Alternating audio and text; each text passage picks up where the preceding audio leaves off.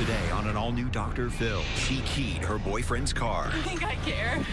I don't care anymore. Quit hitting him. I've lost my mind. Got a restraining order. Are you afraid of him? Yes. But she keeps coming back to him. In fact, you were intimate with him last night, correct? Yes. Your daughter and I had sex every day, like yesterday, like this morning, like all the time. Oh my God. You sexually assaulted her. I did not sexually assault her. You look my wife in the eyes and use your fingers to illustrate that you've had our daughter. Let's do it. Have a good show, everybody. Here we go. This is a safe place to talk about hard things. Stand by. We'll count you down. Today's going to be a changing day in your life. 5, 4. I am not giving up on you.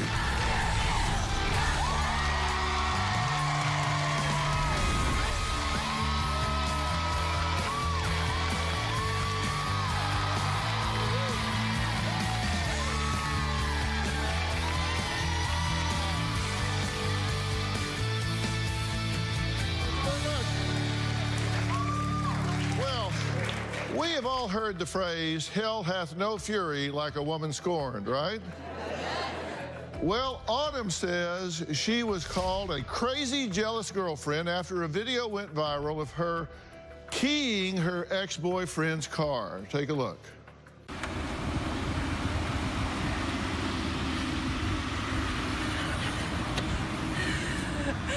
You think I care? I don't care anymore.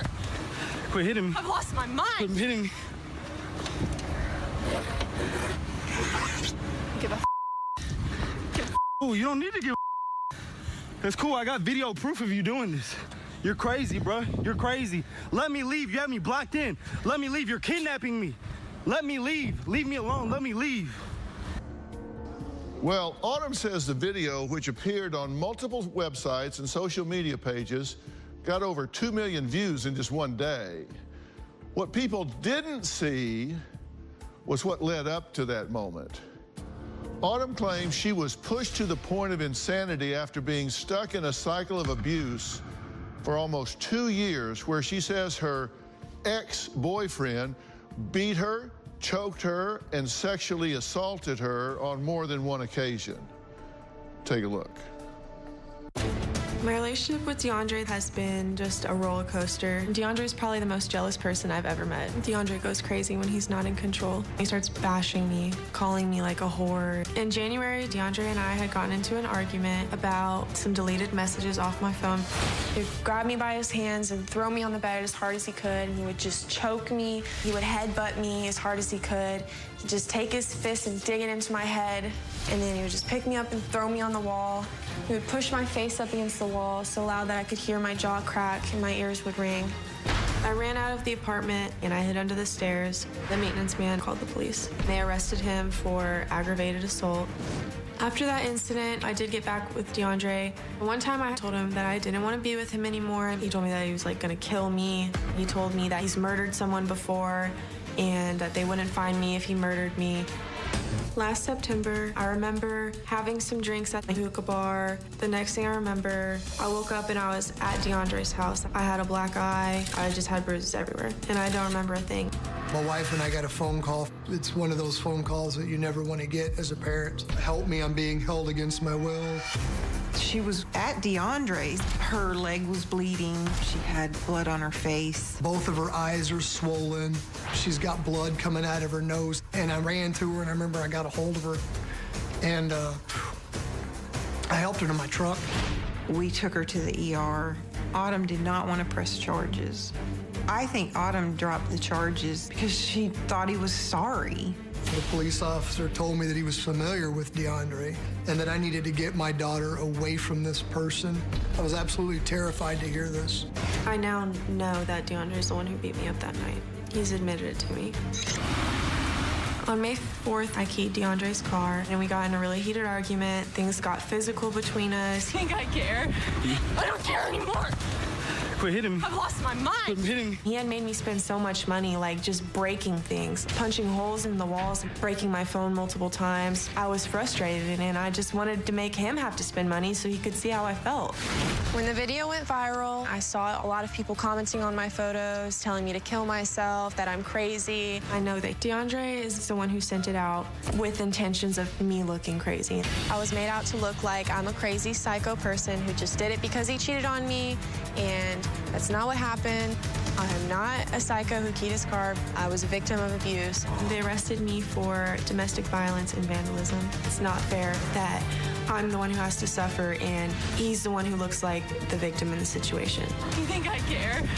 I don't care anymore. Okay, Autumn, you wrote in, correct? Yes. Tell me what motivated you to do that. What's your goal? The video going viral really motivated me to reach out to you so I could tell my side of the story. Okay, and your side of the story is what? Let's just get that out at the very top. That I was a victim of abuse. Okay, so he has abused you. Yes. And he admits that, by the way, right? Yes. I mean, he's admitted that to us. He says he's choked you, he's hit you. I mean, I have a list I can go through later, but let's just stipulate that he's admitted that he has abused your daughter. So you say he's abused you, he admits that he's abused you, and so you wanted to get that out. And this has been going on for how long? Almost 2 years. Okay. Has he sexually assaulted you? Be Yes. honest. I'm sorry? Yes.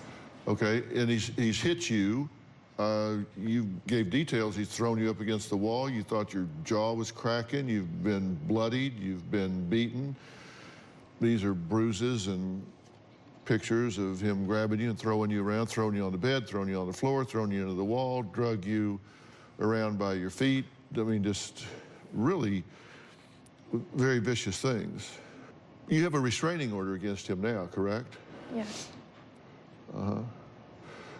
So the restraining order says that he's not to be within any contact with you at all. He can't talk to you, he can't stalk you, he can't harass you. It's a no contact order, right? In fact, he can't even be here right now. You know, here's what the order of protection says.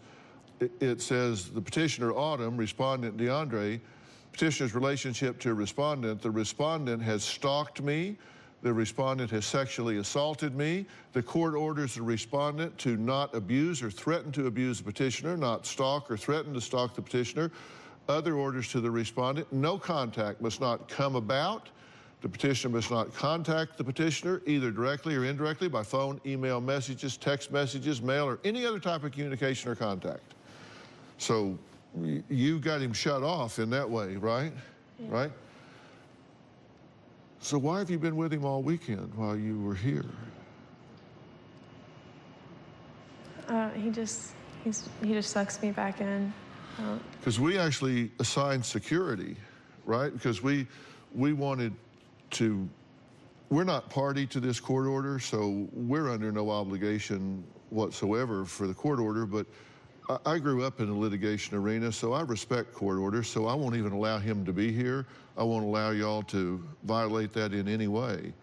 So there are certain stipulations of who can hear what and who can watch what, and I won't even violate that. He won't be on this stage while you're here or you while he's here, because I just respect the court's orders. But apparently you don't, and he doesn't, because you've snuck away and been with him multiple times over the last few days, correct? Yes. In fact, you were intimate with him last night, correct? Yes. I'm trying to figure out what's going on in our daughter's mind, where she thinks it's okay to go and meet up with somebody who's openly expressed that he has a desire to kill her. He's threatened to slit her throat. And later, I don't respect you, sir. I don't respect racist people. I was hoping he would say something even more stupid than what you've already said. I would be very, very careful if I were you. Wednesday. Collier was 11 when he heard his mom being murdered by his own father. A child's testimony. I heard a thud. A hidden body. My father rented the jackhammer days before the murder. It was completely premeditated. A pregnant mistress. Sherry showed up at his house right after his mother went missing. A search for answers. I did not kill Noreen. This is a psychopath. Then on Thursday, she says a catfish is using her husband's image. 50 women have been conned. Get ready for an unexpected twist. The catfish is here. That's Thursday. What do y'all think's going on here? Why, Dad, why do you think it's okay with her to be treated that way to the point of fearing for her life, and then she sneaks away and goes to be with him? That's what we're here to find out. We're trying to figure out what's going on in our daughter's mind, where she thinks it's okay to put her safety at risk, where she thinks it's okay to go and meet up with somebody who's openly expressed that he has a desire to kill her. He's threatened to slit her throat. He's held her down and choked her out with her shoelaces. We don't understand as her parents why she continues to return to this relationship, why she allows herself to be subjected to this abuse. We're at a loss, and that's why we came here and agreed to meet with you at her request, because we're trying to figure out how to save our daughter. I don't know how else to say this, but I'm convinced, and I've told her this many times, and my wife can attest to this, he's gonna take her life. There's no doubt in my mind. Mm-hmm. And if he doesn't, then she's gonna take her own. Because this beautiful, strong young lady that we raised, who was so sure of her path and who was so ambitious, has turned into this person who all of a sudden over the last couple of months talks about suicide all the time. Talks about how she feels like this guy's gonna take her life all the time. We absolutely are at a loss for why she returns to the relationship. I have my own suspicions based on some previous experiences with law enforcement and the cycle of domestic violence, but to see your own child in it, rather than responding to somebody who's a victim, is just, it's so different. I can't explain the gravity associated with your daughter calling you at 2 a.m. in the morning and screaming over the phone that she thinks somebody's gonna kill her, and then the phone cuts off and you don't even know where she's at. Mm-hmm. What do you think about what he's saying? Yeah, I mean, he's telling the truth. Were you raised to value yourself? Yes. Were you treated with dignity and respect in your home? Yes. Did they value you? Yes. Was your home chaotic? I mean, at times, but not like out of the normal chaos of families. What's your take on this, Mom? I'm scared. Very scared. That wasn't your plan when you got into this relationship, was it? No, I really loved him at first. I've never loved anyone as much as I love him. That would be like the love of your life. After a year of being with him, start to act like that. You would be a little confused. Is there any part of your mindset that makes you believe you deserve what he's doing to you? I mean, sometimes I think that if I wouldn't have just not said that, or if I wouldn't have done that, then it would be okay. And he wouldn't have acted like that, and then we would be perfect. So you blame yourself for provoking? Sometimes. Sometimes? Sometimes I do. So some of this you put on yourself? Yes. Because you think you poke him? Yeah. I think that I just bring out the worst in him sometimes. Do you think any woman deserves to be hit, sexually assaulted, life threatened? No. I mean, no matter what you say or do, I mean, that's not a reason, that's not a proportionate reaction, is it? No. I mean, what you're doing. Have you talked about killing yourself? Yes. Is that a way out? Sometimes I feel like that. Yeah. Do you want to die? Or do you just want this to stop? I just want to be happy. Yeah. Are you afraid of him? Yes. Sometimes it's almost like he's like two different people. There were times during the last few days that you would see the security guard that was assigned to protect you, and you would see him and run from him. You would run from your protection. I didn't know until today that he was following me, actually. I'm sorry? He did a good job of staying in the shadows. I didn't even see him. You've certainly given him the slip over the last few days, whether it's you or DeAndre or whoever. You guys have lost him 2 or 3 times, and he's had to catch up with you and find you. I didn't even notice he was following me.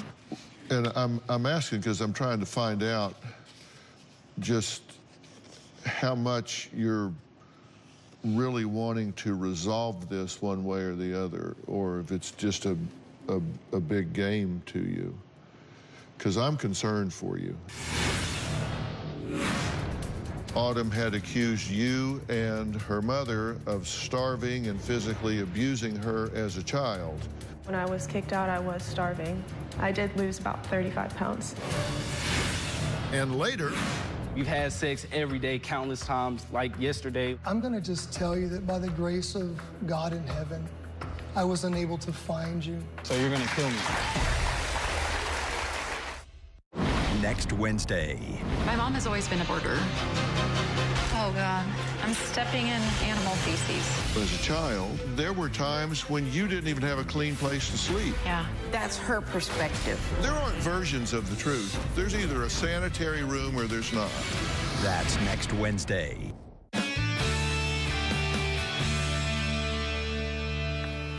Edward, how are you? Good, yourself?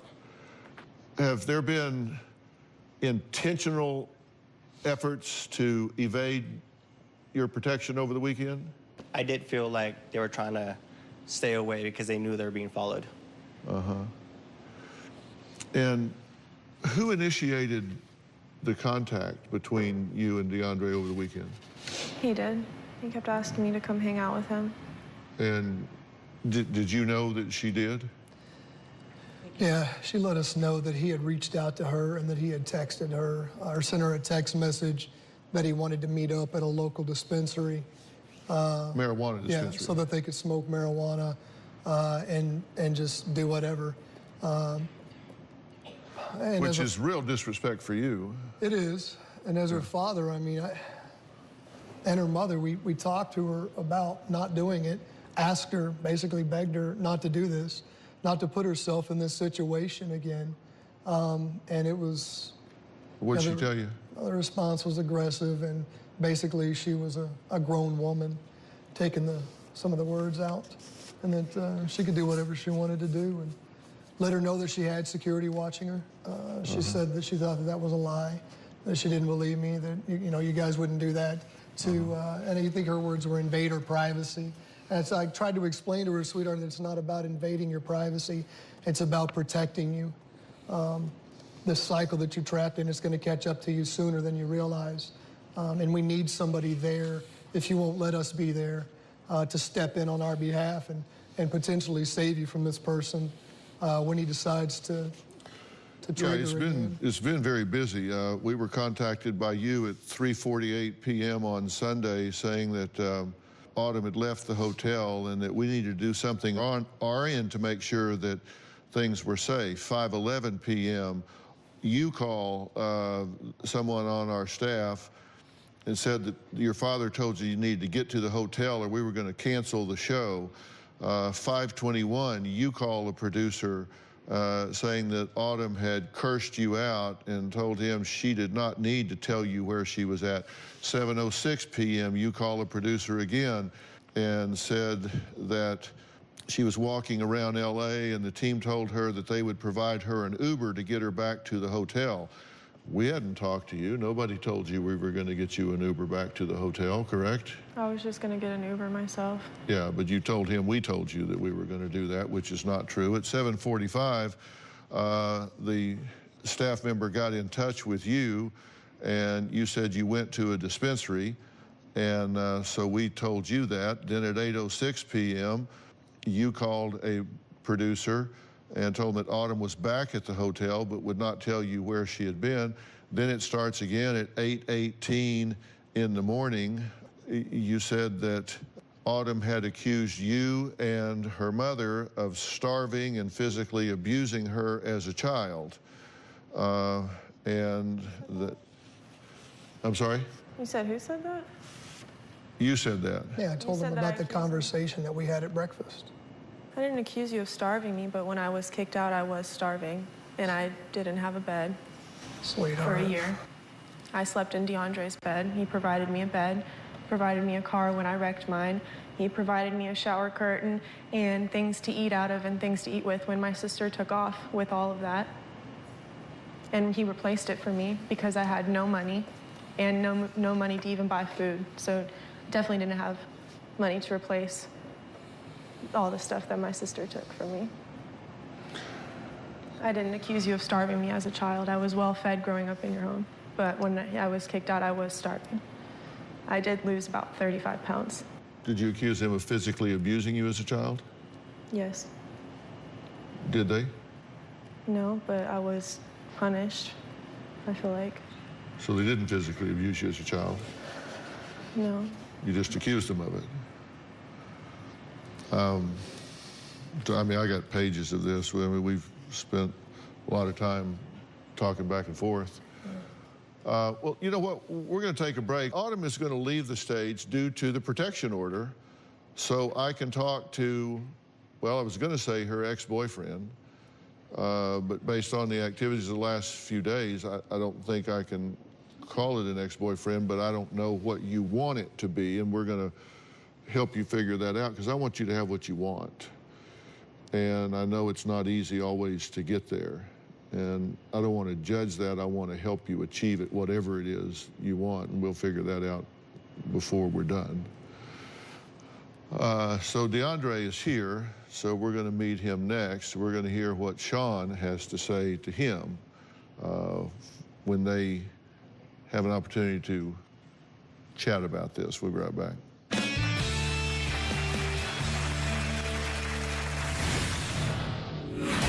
Autumn is crazy. She keyed my car. She has anger issues. This is the order of protection. Me and Autumn cannot stay away from each other. 3 days ago, we was having sex in my vehicle. It was good sex. I am at the end of my rope. I want DeAndre to know if he truly loves my daughter, then he needs to let her go. What would I say if DeAndre was sitting across from me right now? What gives you the right to hurt my child? And how much longer do you think you can get away with it before somebody holds you accountable for your actions? Well, I spoke to Autumn in the last segment, but she's had to leave the stage as the protection order states that she and DeAndre cannot be in contact. Now, however, since being in LA, we've learned that Autumn broke that protection order. DeAndre broke that protection order because they ran off to see each other.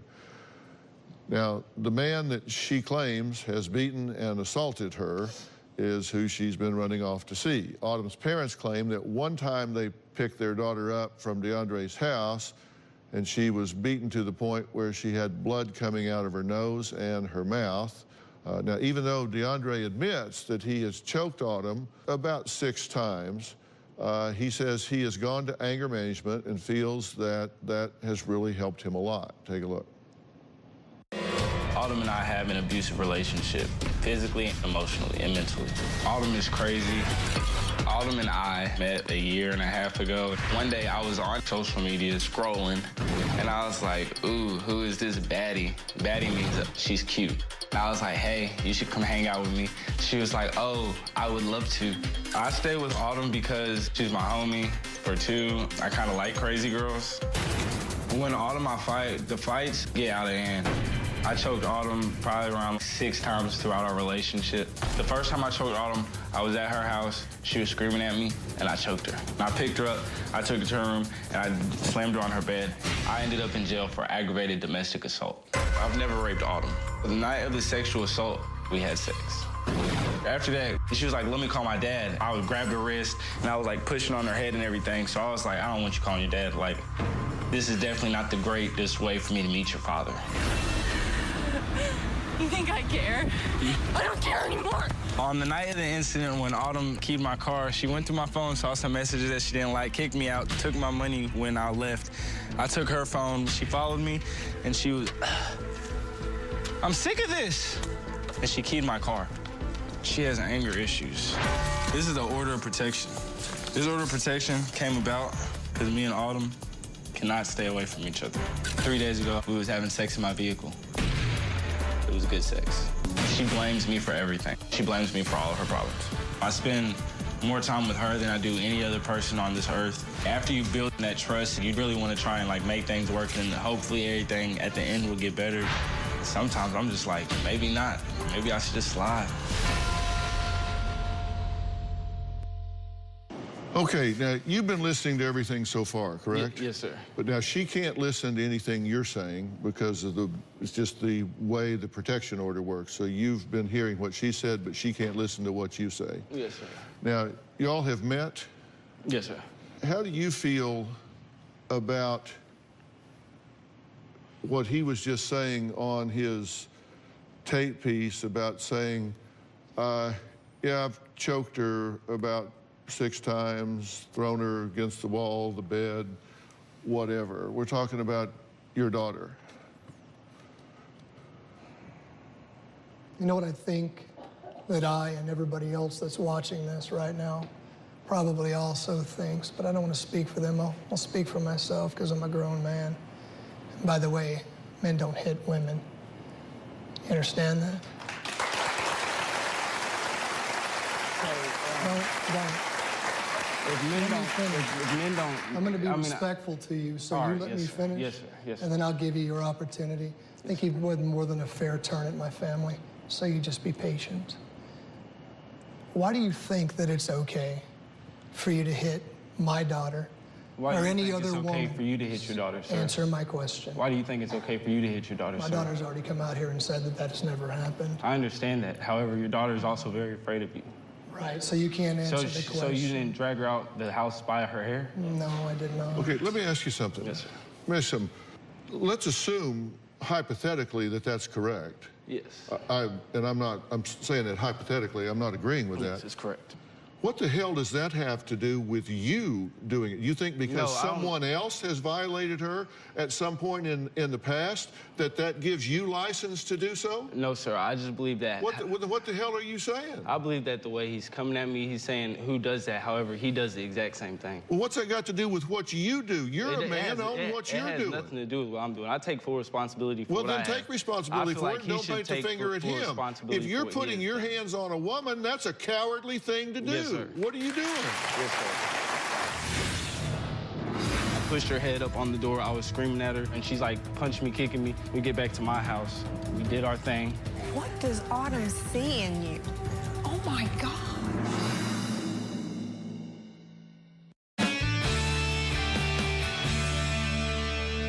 You're saying you've choked her, you've thrown her against the wall, you've done this and that. What gives you license to do that? The fact that somebody else did it? Yeah, I have no right to do it, and I know that it's wrong to do it, and I shouldn't be doing it. However, I do have a problem. I do want to get better.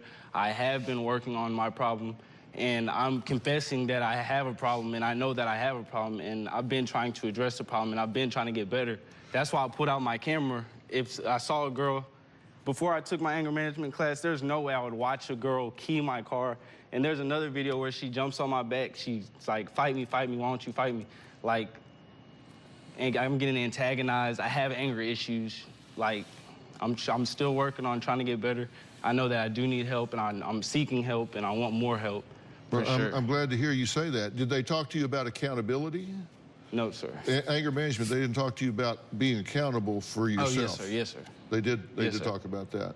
Yes, sir. Because your first thing when I asked you about it was to say, you do it too. So that's not being accountable. Yes, You're saying, instead of saying, I'm going to own what I did, you want to talk about what someone else allegedly did. Yes, sir. Because you don't know what somebody else did. You don't know whether she did it or not. Because if you believe that she tells the truth. Well, this is what happened. One time, her mother barged into her house when me and Autumn was not supposed to be over there. And Autumn tried to defend me to her mom. And she said, you know how Dad smacks me around sometimes, like trying to defend me? And that's when I was like, this isn't okay. Like, I shouldn't be doing this. And the fact that her father does it, I feel like that's part of the reason why she keeps coming back to me. And she thinks it's okay for people to put her hands on her. So you think she's, for whatever problem you have, you think she's at least honest? She wouldn't say that if it wasn't true. Oh, definitely not. I feel like she's really afraid of her parents, and she tells me that her parents are very judgmental about the stuff that goes on with them. And you believe what she says is true? I believe what she tells me is true. So when she says that you sexually assaulted her, then that would be true too? Under conditions, I did not sexually assault her. No, I did not sexually assault her, but... Well, when do we believe her? Do we believe when she's talking about someone else, but not about you? She believes she was. Under the circumstances, she believes that she was. She does not doubt that she was sexually assaulted. Okay, well, let's talk about what you said about the night. All right. You said that you, on the 10th of September in 2017, you picked Autumn up from a club. Yeah. This is what you said, that you found her passed out in a car with some unknown man. Yes, sir.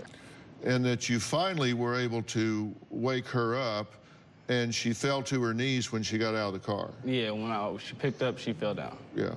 And that you put her in your car to drive home, and somewhere along the way you slammed on the brakes and Autumn hit her head on the window or the dashboard. Yes, sir. You slammed on the brakes on purpose? Yes. And why did you do that? Because I was like, who is that guy you was with? And she was like, what guy? I don't know who you're talking about. I slammed on the brakes. I started screaming. I was like, who is that guy you was with? I pushed her head up on the door. I was screaming at her, and she's like punching me, kicking me. And I grab her wrist. I forcefully push her into the backseat, and then I take off driving. We get back to my house, and then we're just laying down, because by then I'm cooled down. Okay, so you assaulted her in the car because Yes, you were sir. jealous about her being with somebody else? No, sir. I was mad that she kept lying to me. So she got out of the car and fell backwards onto the grass, and then you took her inside, Yes, sir. changed her clothes, put a Band-Aid on her knee. Yes, sir. Because her knee was bleeding. I didn't realize her knee was bleeding until we got to my house, and then that's when I changed her clothes. I put a Band-Aid on her knee, and then we laid down in the bed, and we was laying down for a little bit, and then, like, she started rubbing her butt up against me, and then that's when we did what we had to do. We did our thing, you know. Yeah. Okay, And then- she woke up an hour later and started freaking out. Yes, and sir. screaming and Yes, called sir. her dad to come and then, and get her. And then that's when she was like, I want to call my dad. And I was like, this isn't like an ideal situation for me to meet your father. Like, I don't want to meet your father like this. So she was, but when you found her, she was passed out and incapacitated. When you found her in the car, passed out. Yeah, she at was the club. asleep. She was asleep. Yeah. And you said, you said she was passed out and she fell to her knees when she got out of the car. Yes, sir. So, and she thinks maybe she had been roofied. Yes, by this other guy. Yes, and then she told me that afterwards, her dad picked her up. That's when she told me that she didn't remember anything and that she had been roofied. And that's when I was like, oh, in the back of my head, I was like, dang, we had sex and you just told me that you was off a roofie. So she doesn't remember anything that happened. And so now it's like, what's that make me look like? But at the end of the day. Yeah, it's interesting what that makes you look like, because I took a hard look at the law in your state, and it's pretty interesting because there's a statute of limitations, 8 years actually, and it says rape is unlawful sexual penetration of a victim by the defendant, and the defendant knows or has a reason to know that the victim is mentally defective, mentally incapacitated, or physically helpless. And it's not 1, 2, 3, 4. It's not that you have to meet all of these. Any one of these. Yes, sir. You assault her in the car. You say she was incapacitated when you found her. Yeah, when I found her. Then you assault her in the car. Then you go home and she's clearly incapacitated. And no, you still... There was time lapse. That's my girlfriend. We've had sex plenty of times.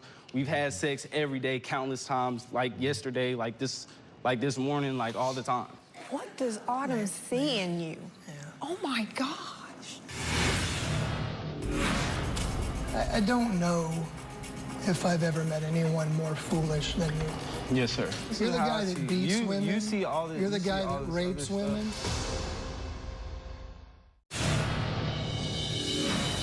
Autumn has been through physical abuse and mental abuse through her parents, stuff that's happened her whole life growing up. Autumn has told me stories about where her dad has hit her and where he's like drug her out the house by her hair. She told me that her father used to call her a raging bitch. And she also told me that her dad's racist. May I? So, I don't know if I've ever met anyone more foolish than you. Yes, sir. Let me...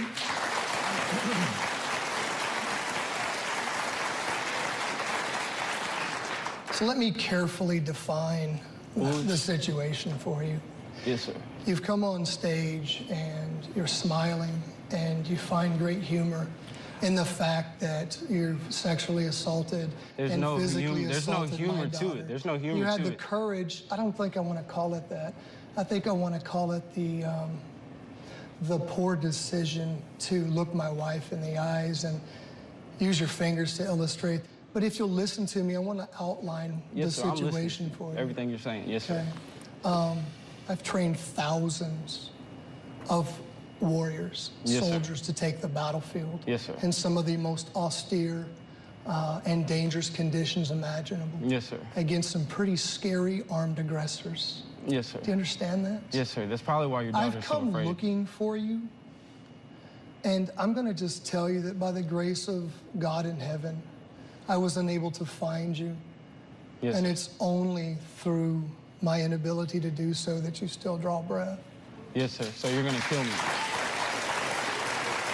So I'm just going to tell you on behalf of... Are you threatening to kill me? That's what I'm asking. Are you threatening to kill me? No, I just know what would happen. Based on your behavior, nobody can have a sensible conversation with you. You've got my daughter wrapped up in this cycle of domestic violence where the tension phase builds up. And then she does something to try to gain your favor, but it triggers you, and then you batter her and you beat her. And she tries to get through it as quickly as she can so she can get into the honeymoon phase to try to please you again. Yes, sir. What we've tried to explain to her, and that's when the sex happens, by the way, she's tried to explain to us that she thinks that that's who you really are, the guy during the honeymoon phase. What she doesn't understand is everything is about getting to that for you, but you're really the other guy. You're the guy that lives in those other two phases. See, this You're is the how guy I that see beats women. You see all this. You're the guy that rapes women. You're the guy that has the nerve I rape women? to come on stage and look my own wife in the eye on national television and illustrate that you're going to have sex with somebody with your fingers. I know that Dr. Phil has the ability to figure out what's wrong with you because the Lord knows that I don't. Yes, sir. Well, Sean and Angelica say DeAndre has threatened to kill their daughter several times and even held a knife to her. We're going to hear what DeAndre has to say about that when we come back. Well, we've run out of time, but I still have a whole lot to say to DeAndre.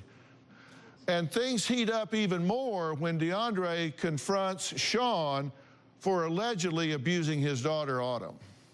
Tomorrow on an all-new Dr. Phil, Sean.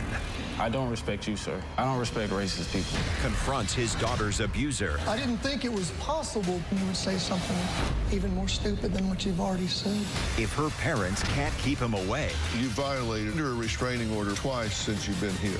Can Dr. Phil? Have you threatened to murder her, and did you tell her that you've murdered someone before? Yes, sir. That's tomorrow. Believe me, you do not want to miss tomorrow. Look, I want to thank all of my guests today. We'll see you next time.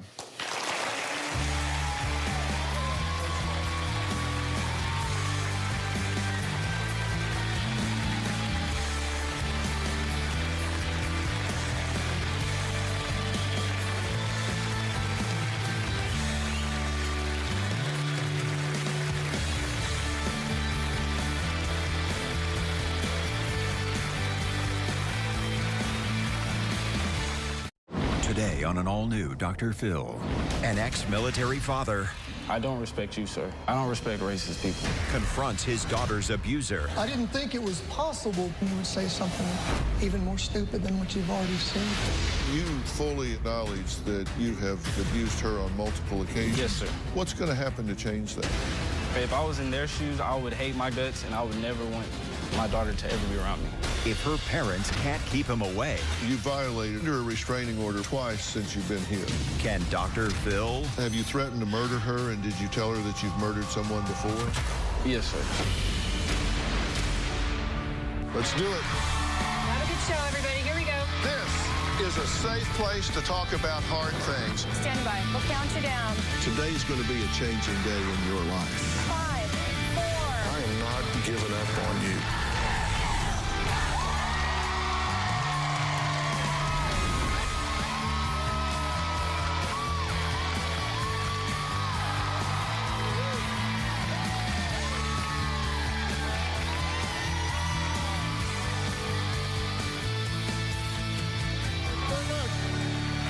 Yesterday, I sat down with Autumn, who was so crazed about her ex-boyfriend DeAndre's behavior that she keyed his car in a fit of rage.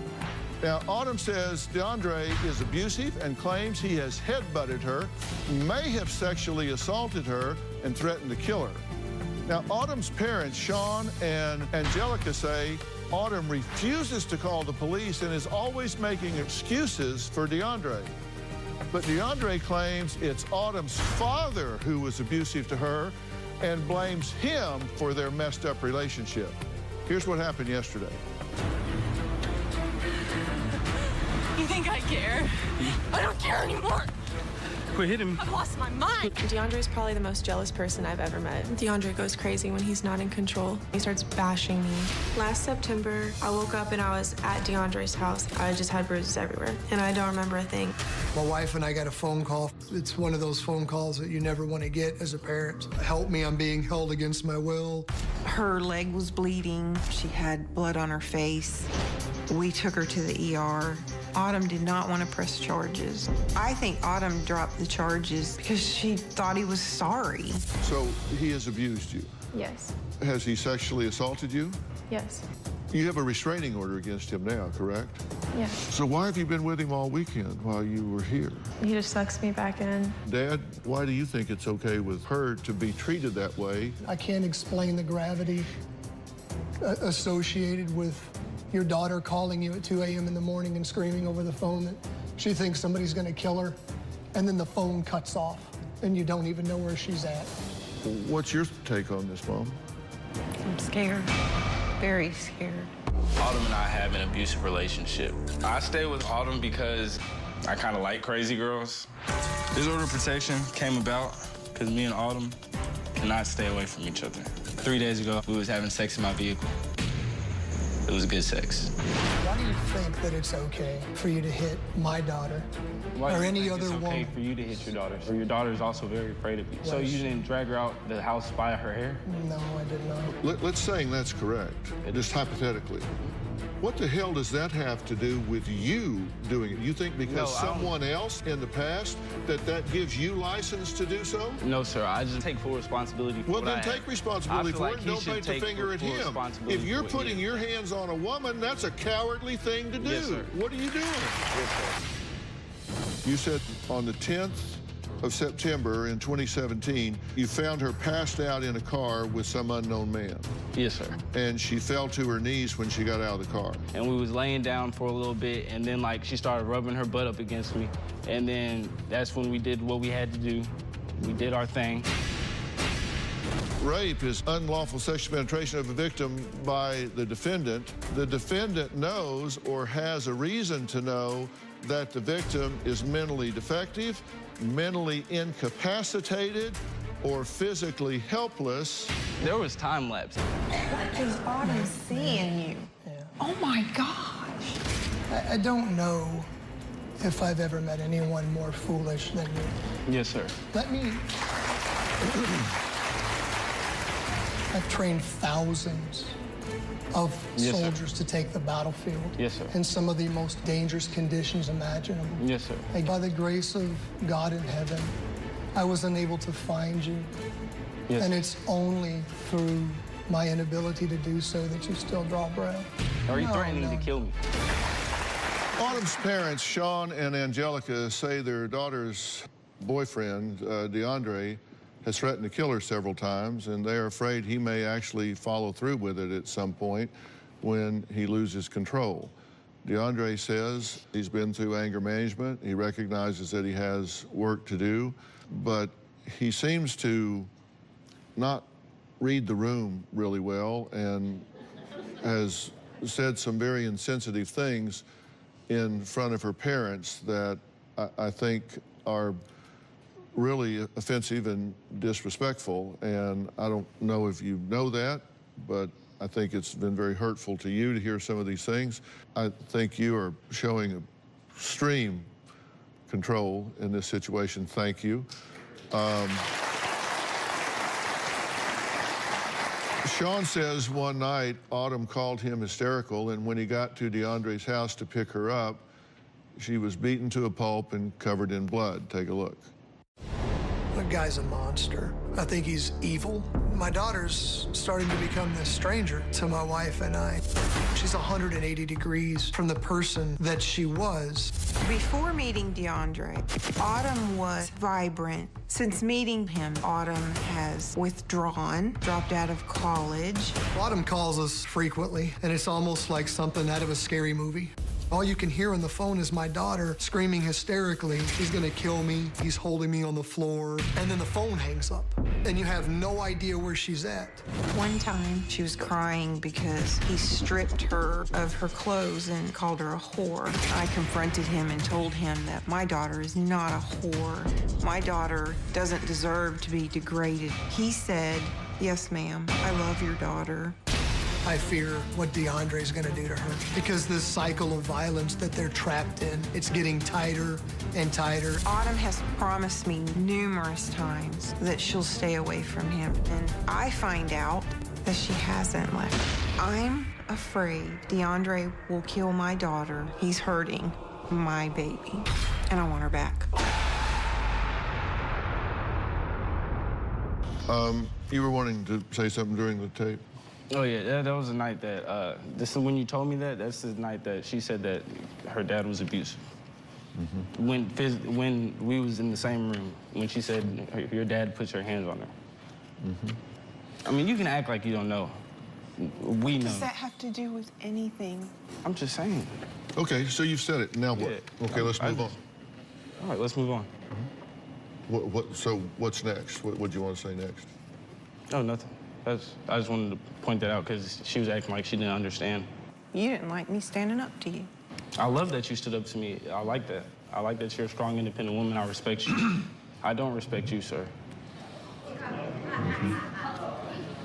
I would be very, very careful if I were you. This is what I do. I read people, and yes, sir. I've been doing this for 45 years, and I would be very, very careful. Yes, sir. I don't respect racist people. Yeah. Yes, sir. You can throw the race card up on the table if you want, but I would be very, very careful about insulting the father of a girl that I had been physically and sexually assaulting. Yes, sir. I would be very careful about that, whether he's black, red, blue, green, or whatever. I would be very, very careful about that. Hey, Dr. Phil. Just my advice. Did he just raise the race car? He did. DeAndre? Yes, sir. I'm open to what I was hoping you would say something even more stupid than what you've already said. Could you? I didn't think it was possible, but I've been wrong before. What did you just say about race? I just hear, this is hearsay. I'm not 100% sure if he's racist or not. I'm just hearsay of what your daughter tells me. Just like she said that you beat her. Okay. I'm just hearsay of what your daughter tells me. Right. When you're beating her and when she's trying to get out of the situation? No, sir. When she's scared when that you're gonna take her when life? she's at home starving and you're not helping her with anything, and None of this she's is telling true. me. Let me, can I? When she's Well, telling you're not accountable to him for Right. that, but go ahead with whatever I'd love is. to put your mind at ease. Yes, You sir. seem like such a good young man. So let's talk about race. It seems like your generation loves to throw out that. So you've been given your opportunity. Let me have mine. I understand, sir, So- but I have no problem. I'm just going off of what your daughter tells So me. then let me help you clear it up, okay? All right, let me listen. Yeah. All So, ears. in the 20 years that I had the privilege of serving my country, I led men of all color, women of all color. I understand this. I trained and fought beside them, and I was Yes, sir. willing without hesitation Yes, sir. to give my life for them, Yes, sir. to protect the rights of the people sitting out here. And if you look, they're different colors. To protect people like you, who Yes, even sir. though you're too foolish to understand it, still have privileges that the Constitution provides you. And there's men and women that are willing to fight for those. So the two best friends that I had the privilege of knowing, one was a black man, and my wife can tell you this, he and I were brothers. We were. And the day that I got the call from his wife that he had died in Afghanistan was probably one of the saddest days of my life. And I still weep when I think about his passing. You don't have the right to speak about race when you talk to me. If I'm the man that you think that I am, I would not have raised the daughters that I raise who don't see people based on the color of their skin. My daughter was in love with a black man before she met you, and he's awesome. He was good. My wife and I were actually excited about the prospect that he was going to propose to her. And every time we see him, we embrace him and we tell him that we miss him. I have a daughter that married a Hispanic man. We didn't raise our children to see color. We raised them to love good people, which is why we're having trouble with this. Have you threatened to murder her, and did you tell her that you've murdered someone before? Yes, sir. I've been married 42 years, and I just can't think of any time I've ever told my wife I'm going to murder you. And later, you're under a restraining order right now. You violated it twice since you've been here. Wait, am I supposed to agree with you? You already have. Shoot, y'all got me sweating. I'm be back in jail. Shoot. Yeah, that's exactly right. Tomorrow on an all-new Dr. Phil exclusive. Collier was 11 when he heard his mom being murdered by his own father. Police say she was struck on the head and suffocated with a plastic bag. A child's testimony. I heard a thud. A hidden body. My father rented the jackhammer days before the murder happened. It was completely premeditated. A pregnant mistress. Sherry showed up at his house right after his mother went missing. A search for answers.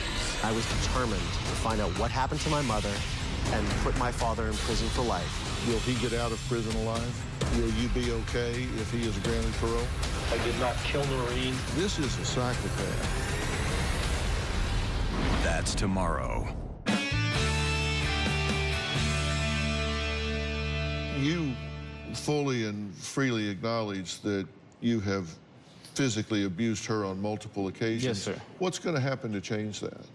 I just got to keep working. I feel like taking that first step into realizing that I have anger issues and trying to help get the problem resolved was a big step, but it just doesn't happen overnight. I feel like it's going to take time for me to get better. It's a process. Yes, sir. And there was an incident report concerning your domestic violence where you were charged with assault in January of this year. And the report says that you dragged her into the bedroom, No, sir. took her money, approximately $450 in cash, grabbed her ankles and drug her towards the bed before grabbing her arms and throwing her on the bed, that you picked her off the bed and slammed her on the ground. You put her back on the bed and began choking her and threw her against the wall and slammed her face so hard that her ears started ringing and she thought her jaw was going to break. that you attempted to drag her to the bathroom to get blood off of her face. Now, that was the incident report that was filed. Do you recall that? The report? I've never read that report. Okay. And then there was a mugshot. However, that went along with it, yes. And you were charged with aggravated assault. Yes, bond sir. was $20,000. Yes, sir. So you recall that, right? Yes, sir. And then after that, that's when I took my anger management class. However, the story's false. No, I'm just saying what was in the police report. That's Yes, what she sir. reported. Yes, sir. Okay. But you were asking, is he calling his daughter a liar, or are you calling her a liar? She lies about some things. Okay. Yes, sir. But you do admit that you've choked her, you said Yes, sir. probably 6 times. Yes, sir. But you don't want to do that. That's not something you want to do, right? You want to stop that. Yes, sir. I want to get And yes, sir. have you threatened to murder her, and did you tell her that you've murdered someone before? Yes, sir. Who did you murder? I didn't murder someone. I just said it to scare her. You just were intimidating her, Yes, sir. threatening her? Well, let me ask you something. Anger management or no anger management, does that seem odd to you in a relationship to be telling someone that you supposedly care about, Yes, sir. I'm going to murder you? I mean, yeah, I've been wrong. married 42 years, and I just can't think of any time I've ever told my wife I'm going to murder you. Yes. That just seems like such an odd thing to come up in a conversation. What would cause you to say I'm going to murder you? Anger issues. But so that's something that you thought about? No, sir. Well, you did think about it because you said it. I just call it talking out the side of my neck. That means, like, I'm just talking to talk. Like, I'm not really thinking about what I'm saying. I'm just talking. And do you sometimes do things that you don't think about doing? You just impulsively you do it? Yes, sir. Let's take a look at the video of Autumn keying your car that went viral. Then I'm going to ask you to tell me what happened here.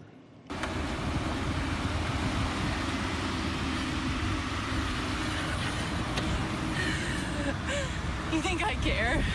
I don't care anymore. Quit hitting me. I've lost my mind. Quit hitting me. Give a Oh, you don't need to give a. It's cool. I got video proof of you doing this. You're crazy, bro. You're crazy. Let me leave. You have me blocked in. Let me leave. You're kidnapping me. Let me leave. Leave me alone. Let me leave. So what was going on there? All right, so that night, because how Autumn, she's... Because you did show some restraint yes, sir. in that. Yes, sir. So that night, Autumn and I, we was at her house. She went through my cell phone, and she saw old messages from when we was broken up. My son's mother had sent me some messages, and she went through the messages, saw those messages. She was like, leave, leave. I was like, no, like, I care about you. I'm not trying to leave while, like, over some stuff that happened when we was broken up. And then so she's like, blase, blase, she's screaming at me, we're yelling at each other. And then she sets all my stuff outside. I walk outside, I got all my stuff, I'm in the car, and then she sends me a picture of all the money in my wallet, and then she sends me like a winky face, and I'm just like, okay. So I go up there, knock on the door, knock, knock, knock, knock, knock. Can I get my money? I don't have your freaking money. She's like, if you don't leave, I'm calling the cops. And then so I snatch her phone, I take off running, and then I hide her phone, and then it turns into a high-speed chase, like I'm trying to get around the corners, and then I'm trying to turn around, and then Lil A, that's her nickname, I call her Lil A, she hops out the car and she starts going ham on me. Going ham means she went crazy on me, so y'all know the lingo, but she goes ham on me. And I was like, look, man, I cannot, like, by that time I was just so, like, beyond, like, we've been through so much and it's just so crazy right now. So I'm just like, look, I'm videotaping you because I don't know what else to do right now. Like, I can't control myself. I know that I'm not going to put my hands on you because I'm trying to get better and I'm trying to control myself. So I just videotape her. You keyed the car. Not only did you key the car, you keyed my rental car. It's not even my car you keyed. So that's when I'm like, you're going to have to pay for this. And she's like, no, I'm not going to pay for this. All the times you broke my stuff, like, you're going to pay for this, blase, blase. I was like, look, you're going to have to pay for this or else I'm going to have to call the police. And then She says you only called the police because she didn't want to get back together with you. No. That's what she said. No, sir. It's incorrect. What are you saying, she's lying? I would say that's a false accusation. So, yes, sir. I hope that one day y'all can find it in y'all's hearts to forgive me for all the things that I've done. Where'd those come from? She's a white girl. I'm a strong man, so if I grab her, it's gonna leave bruises. And later, I run to DeAndre because I feel like he does give me like what I need. That's like true love.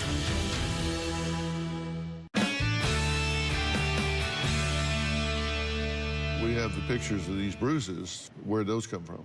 Probably when she was, shoot, maybe she would grab me or something. I mean, she's a white girl. I'm strong. I'm a strong man, so if I grab her, it's gonna leave bruises.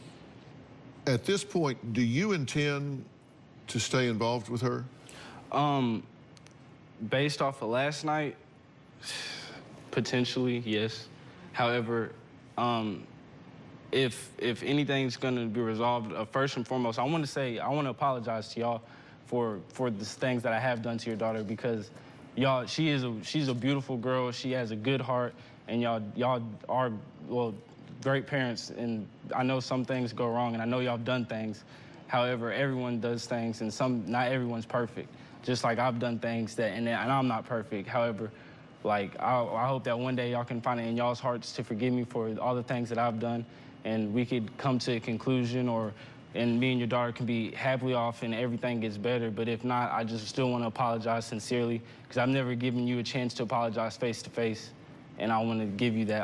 I hope you can give me that opportunity to say I'm sorry for everything that I've done to your daughter. And because she doesn't deserve it. She definitely doesn't deserve it. She's a beautiful woman. She's a great girl. She's smart. She's intelligent, like everything. She's the whole 9 yards. And y'all raised a beautiful, wonderful daughter. And but you have no ability to predict that you can keep your hands off of her at this point, right? You know, like you said, I've started, but I don't. No, sir. No, sir. At this point, the best predictor of future behavior is relevant past behavior. Yes, sir. And at this point, you're a work in progress. You have no ability to predict that you can keep your hands off of her in anger, right? Yes, sir. Because, I mean, these are the images of what's happened so far. I mean, she's had black eyes. She's got bruises all over her body. You admit that you've choked her. I mean, we've been through the sexual assault that night. She says that you have beaten her, thrown her around, sexually assaulted her, choked her, and that's the history. That predicts yes, what's going to happen in the future unless you get more help than you've got. Yes, sir. So do you expect her parents to support you being with her until such a time as some independent professional says that you're a safe person to be around? No, sir. I feel like if I was in their shoes, I would hate my guts, and I would never want my daughter to ever be around me if I was in their shoes.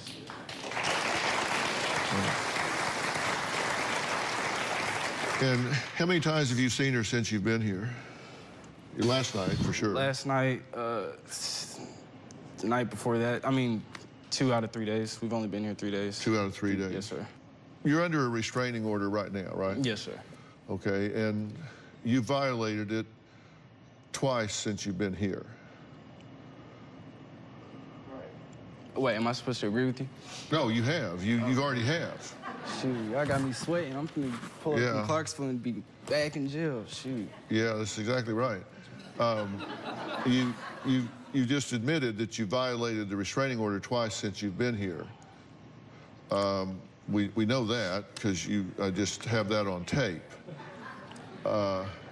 And you've also admitted to a number of physical attacks, also on tape. Yes, sir. So I'm just saying, would you like to work cooperatively or adversarially? Because the family can take this videotape where you have admitted violating this restraining order.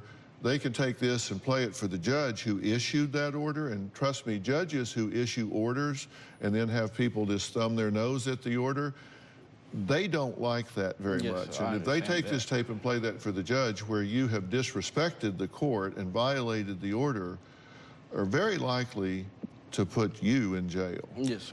Or would you rather just cooperate and agree that you leave her alone until such a time as you've gotten the help where an independent professional can look these people in the eye and say, I believe he's no longer a threat to your daughter? Yes, sir. So which would you rather do? I would definitely want to get help and definitely figure out a way to where we could work things out and be together. Because that would mean leaving her alone until such a time as, and I will get you the help, by the way. Thank you. I will get you professional help so long as you leave her alone until such a time as that professional can look these people in the eye and say, he was a threat, he was immature, he had impulse control problems, he had anger problems, but those have been resolved. Yes, sir. Because I want to help you. I'm not judging you, I want to help you. But if you can't do that and respect that, then they can achieve the same thing by putting you behind bars. Yes, sir. It is really up to you. I definitely don't want to go to jail. So you would rather agree that you'll respect the order, leave her alone, take the professional help I'm giving you, and not take her calls, not call her, and stay away from her in accordance with the court order. Yes, sir. And do I have your word on that? Yes, sir. Okay, well, I'm going to excuse you and bring her back out. DeAndre's going to leave the stage so we can talk to Autumn, who has not been allowed to watch anything due to the restraining order, because I do respect them. So I have your word and commitment. Yes, sir. Fair enough? Yes, sir. Okay, we'll be right back.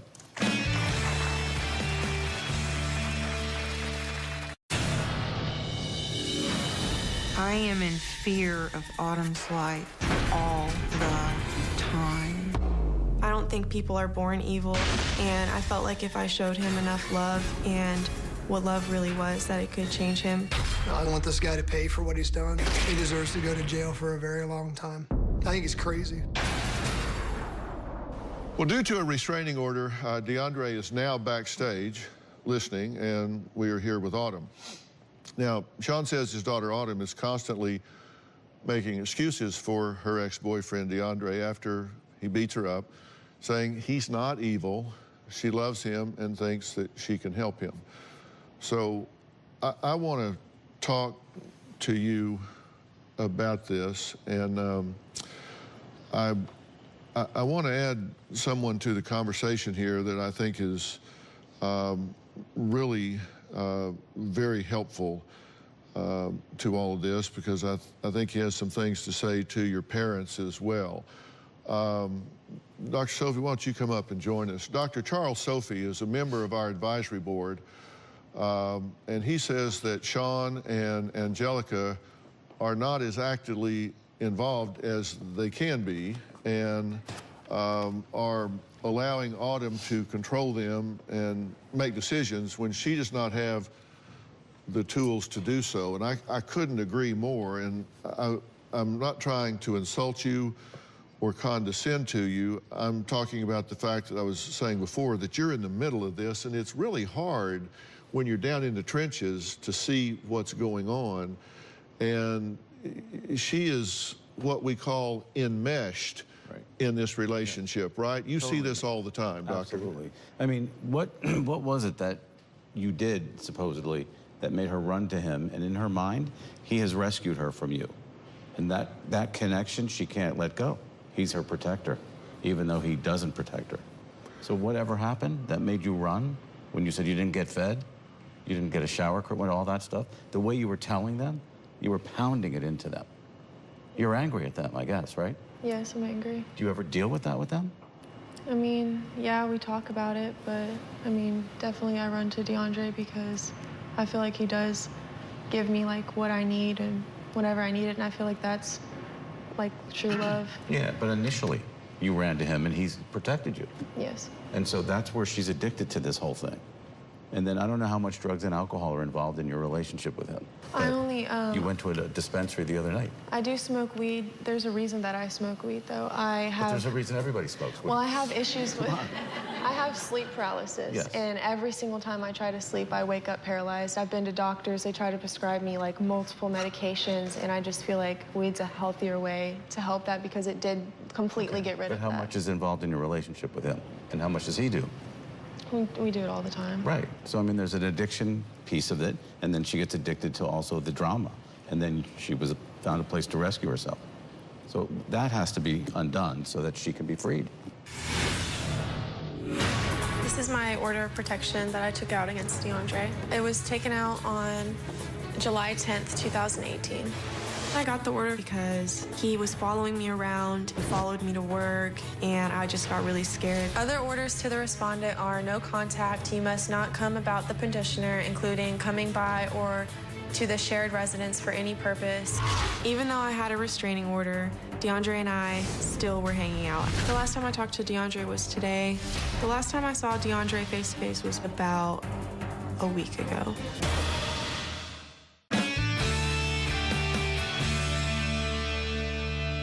You look very perplexed. And let me tell you what I'm hearing Dr. Sophie say. Listen, Dr. Sophie and I said he's on our advisory board. I have a very kind of off-the-cuff delivery style. I don't sound like an old country boy to you because you're an old country boy. But to everybody else, I do. But the truth is, there's a lot of research and work that goes into these interactions before they happen. And one of the things that goes into it is we have a very blue ribbon advisory board here of the top minds in psychology, psychiatry, medicine, sociology, even theology, nursing, all the different disciplines. And they're from the top learning centers in America: Harvard, Yale, Stanford, University of Texas. You know, just really where I'm able to call in and vet the different cases that we work on and get input from really the top minds. And Dr. Sophie is a very active and valued member of our advisory board. And he's board certified in psychiatry and family practice, and he is also the medical director of the Department of Child and Family Services here in LA, which is the largest Department of Child and Family Services unit in the entire country. So he sees family dynamics all the time. And I tell you what I hear him saying is her involvement with DeAndre is kind of like having an affair. It's like you get a husband and wife and they have to deal with the damn dailies, paying the bills, raising the kids, doing all this stuff. But then when one or the other goes off to have an affair, it's just like a long date. You know, that's fun. I mean, they don't have to deal with any of the problems. So here she is dealing with her parents, and you have to deal with discipline and raising and expectations and having to do all the things that you have to do when you raise a child. But then she goes off with DeAndre. All he does is tell her what she wants to hear and listens to everything she says about her parents and all of that sort of stuff. So he's like the knight that comes in and saves her. Pay no mind to the fact that he beats her. Right. But he tells her what she wants to hear, and so it just seems like a rescuer, and that's a dynamic. And it was interesting when we talked to you, she didn't trash you two at all. She loves and respects both of you, right? I mean, she said that very much. She didn't throw you guys under the bus a bit. And it was interesting in listening to the two of you talk about your daughter. You both described her exactly as what we see as a very young, intelligent woman that I think has a great future ahead of her. I mean, so we have people here that have mutual love and respect for each other, but there may be unfinished emotional business that needs to be resolved, and that's all you're saying, right? Absolutely, absolutely. Autumn says she wants to know if she can change DeAndre. I'm going to tell her what I think about that, and I'm going to let Dr. Sophie tell her what he thinks about that right after the break.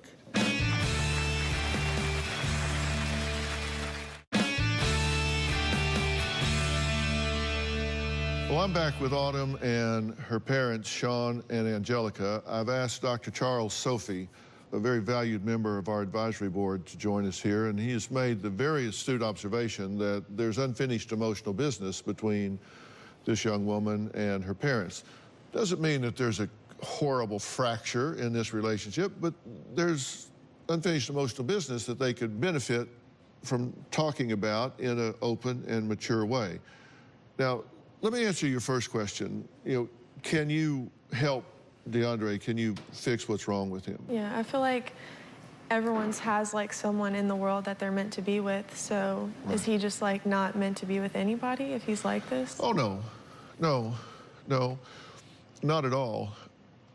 But by the same token, what's wrong with him is above your pay grade. I do think he is very immature. I think his emotional development was arrested at a very young age, and I think he's functioning at an emotional age of what, maybe 12, 13 years old. What would you say? Yeah, I would say, I mean, whenever you know that he started smoking, that's when an addict stops growing emotionally. So whatever age he started smoking is where he's still at emotionally. So about the age you said was correct? Yeah, because that becomes their coping mechanism, and so they stop. Necessity's the mother of invention, and when you don't have the necessity to develop coping skills because you're self-medicating, then you stop developing at that point.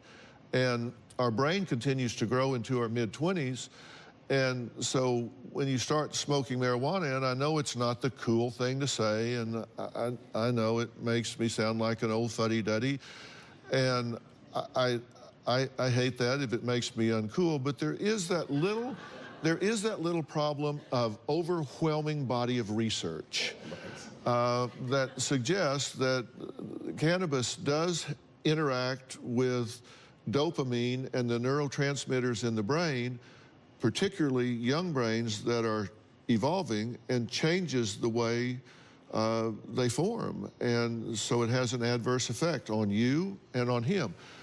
So let me shorten that by saying no. You're not the one to fix him, but can he evolve and mature and get past this? Absolutely he can. And I have told him that I will get him the professional help to do that.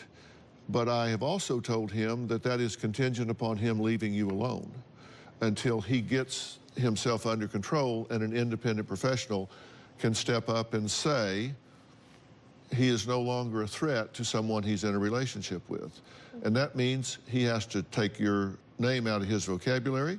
He has to not take your phone calls if you make them. He has to not contact you, because every time he does, he's in violation of the court order, and a judge will put him in jail for that. And he made multiple confessions on this stage here that are confessions a judge will look really badly at. And so I'm not going to try to put him in jail or influence the court in any way, so long as he takes a mature enough path to try to get himself better. So in answer to your question, no, you can't fix him. There's nothing about you. It's just that it requires more than you're trained to do. Here's the thing with you. You've gotten into a relationship where you've been given messages about your worth and your value. And you've been very traumatized in this relationship. It's not, listen, people that get beat up and thrown around and fear for their life, that's trauma that doesn't just go away when it ends. And that needs some healing. And you need professional help for that. And there are people that are specialists in that. And, you know, you guys are from Tennessee, and there's actually a place in Tennessee that is, in my opinion, one of the, if not the best place for dealing with people that have been through mental and physical trauma that I've ever seen. It's a place called Onsite, and they are the worldwide leader in intensive workshops specializing in emotional trauma and mental health issues, and they're just a really trusted source. They're just outside of Nashville, and they're on 100 acres in the rolling hills outside of Nashville. It's just absolutely beautiful. And be selfish and put yourself in the shop for a little while.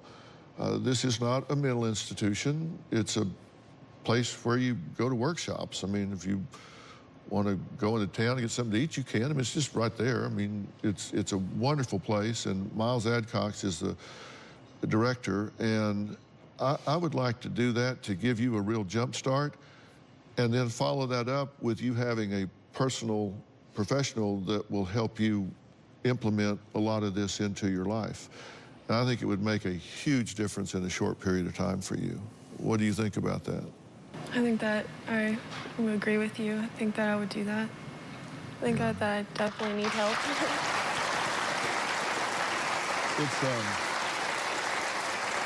It's a really first-class operation, and I think it's time you put yourself at the top of the list and kind of be selfish in your own behalf for a while. And I think in a very short period of time, you're going to look back and go, oh my God, what was I thinking? What was I settling for? And you guys can be involved as well, and I think they'll pull you in and give you guys a chance to talk about any unfinished business you may have. It'll be a great way to transition away from him and let him transition away from you for a period of time, and that'll be a good chance to hit the reset button. Does that make sense to you all? Yeah, thank you. I want to thank all of my guests today. A special thanks to Dr. Charles Sophie, and a special thanks to OnSite and Miles Adcox for offering to help Autumn. We'll see you next time.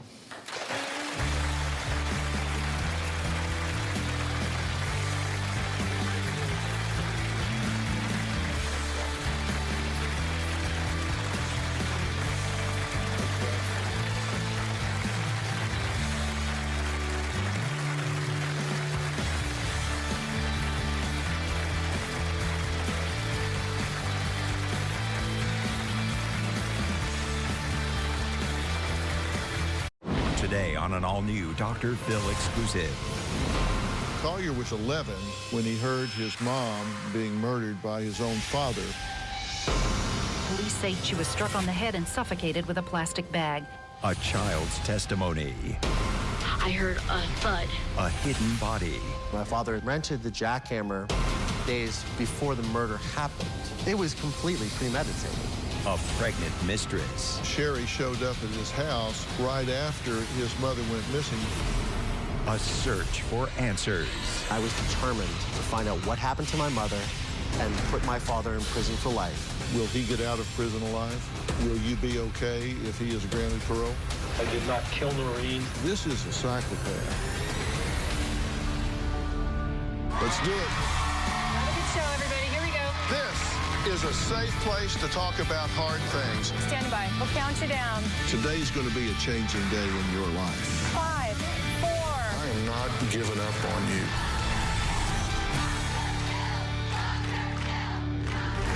On New Year's Eve, 1989, 11-year-old Collier Landry kissed his mother goodnight and went to bed. He had no idea it was the last time he would ever see her alive. Collier says he woke up about 3 a.m. and heard screams and loud thumps in the night. When he went looking for his mother in the morning, she was gone. He says his father told him Mommy went on a little vacation, but Collier knew his mother hadn't gone on any vacation. He soon realized that what he heard that night were actually the sounds of his mother being murdered by his father. What unfolded next was the trial of the decade. A pregnant mistress, a hidden body buried under the floorboards of a secret home, and a little boy who became the star witness in the murder case against his own father, Dr. John Boyle. More than 2 decades after his testimony helped convict his father of murder, Collier Landry decided to go back home. He wanted to face his past and face his father behind bars. He went back to get answers that he had waited for his entire life. The result was a documentary called A Murder in Mansfield. Take a look. It is a case that residents in Mansfield and Central Ohio won't soon forget. It was a story that consumed a town. It was a kind of a frenzy. People wanted to know about this. It was like they had to know about it. Noreen Boyle's car is still in the driveway, not moved since a cold December 31st, when police say here in the Boyle home, she was struck on the head and suffocated with a plastic bag. Dr. John Boyle was charged with murdering his wife, a murder their 11-year-old son and 3-year-old daughter may have heard. I heard a scream coming from my sister. I heard a thud. Noreen Boyle's body was found buried under fresh cement and new carpet beneath the basement floor. I absolutely believe Dr. Boyle committed the crime when we found the body under the basement floor. The two had been high school sweethearts and had been living a sweet life. To outsiders. Suddenly, Boyle closed up shop, moved in with his younger pregnant girlfriend, and his wife disappeared. The Boyle case is not only real, it's real close to home for many of the viewers. Courthouse employees managed their lunch breaks to stay right up to the minute on the story that's sweeping through every county office. Boyle's son testified in that trial that he'd heard his mother and father fighting and that his father told him his mom had taken a vacation. And one of the prosecution's key witnesses, the Boyle's son, Collier. Just 12 years old at the time of the trial, the little boy testified about hearing his mother scream the night she was murdered. I was just looking through her bedclothes lying there to see if there's any blood on there or if there's any blood on her bed or anything. And then my father came up and my eyes were filled with tears. The more I investigated the case, the more empathy I felt for Collier. He was just lost. And he was a very intelligent young man and was very helpful to the case. I did not kill Noreen. I never harmed her at all. A jury found Boyle guilty of murder. We, the jury in this case, find the defendant, John F. Boyle, Jr., guilty of the offense as charged. He was convicted of suffocating his wife, wrapping her body in a tarp, and entombing it under the newly carpeted basement floor of his Erie, Pennsylvania mansion. The doctor was sentenced to life in prison. While the headlines may focus on a sensational murder trial on Hawthorne Lane, the tragedy is simple and direct. Noreen Boyle is dead. Well, Collier, this must all be surreal to go relive all of this and go back through it. What was the hardest thing about revisiting this time in your life? Well, I feel, to be honest with you, I wanted to do this documentary. And I wanted to go back and get the answers that I wanted from my father. And so how would your mother feel about this? I think my mother would be really proud of what I did because for me, I never wanted her to have a legacy that was in vain. I wasn't going to let that be the final chapter. When you did this, you filmed a lot of first here. And I want to take a look at how this unfolded because the courage, and I don't want to embarrass you here, but the courage you showed, it's hard for people to put themselves in the shoes of a child having to stand up against a father figure and actually speak out and give a voice to that. And what captivated people most about Dr.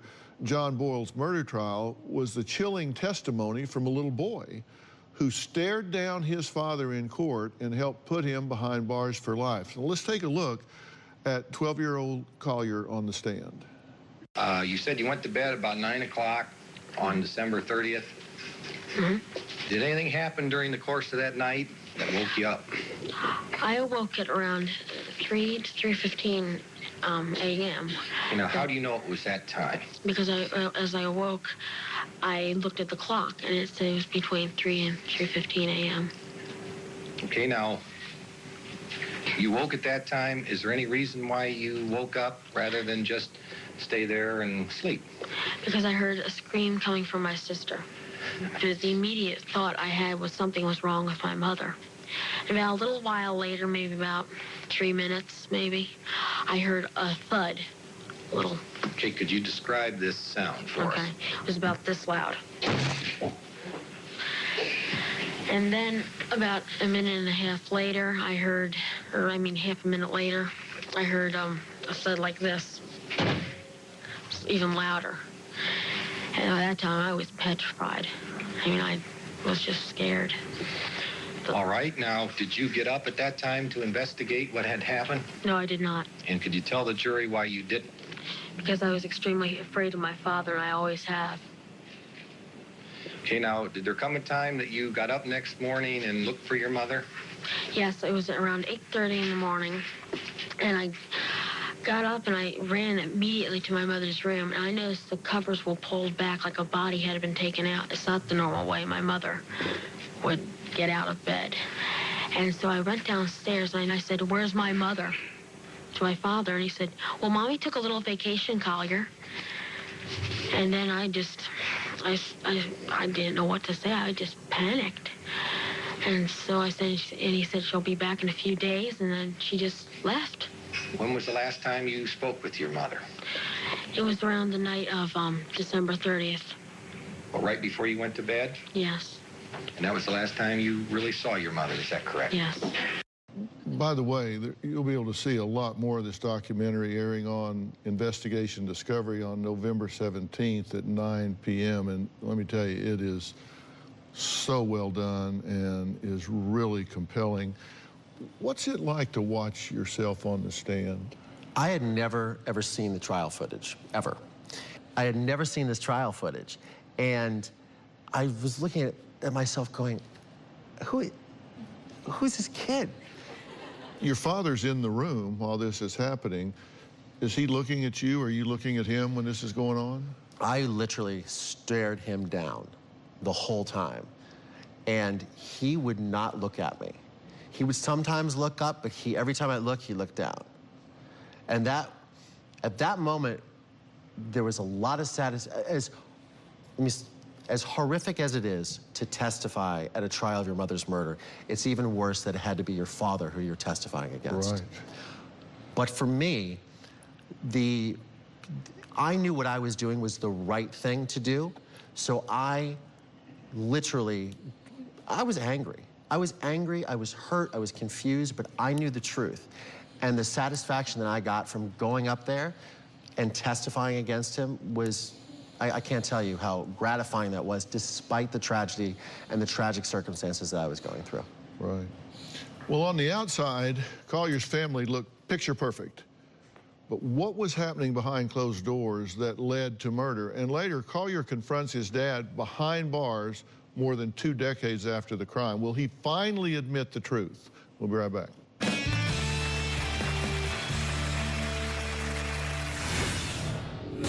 She was afraid for her life because she told me that about a month and a half before that.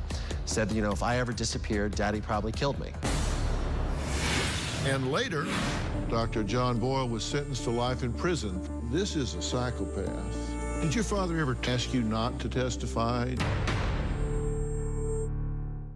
Tomorrow, she says her husband's image is being used as catfish bait. 50 women have been conned. The catfish knew details about our family. Who would have pictures from the inside of our home. Could this man hold the answers? You're not the male voice on the phone calls, right? No. Get ready. I think you've been getting played. For an unexpected twist. The catfish is here. That's tomorrow. Then on Monday, a bitter custody battle. The therapist recommended all parties stop videotaping. You know that therapist was terminated. The therapist didn't make those recordings, you did. New Dr. Phil, Monday. Can you tell us what you did with your mom? Usually we like to go shopping together and just go out. We watch a lot of movies, and we go to the grocery store together and rent movies and stuff like that. But we just have a lot of fun. We go all kinds of different places. Okay, now also drawing your attention here to your father, Dr. John Boyle. Did he spend time with you? Not very much at all. But compared to the time you spent with your mom, would you say you spent maybe how much % with your dad and how much % with your mother? 99% with my mother and 1% with my father.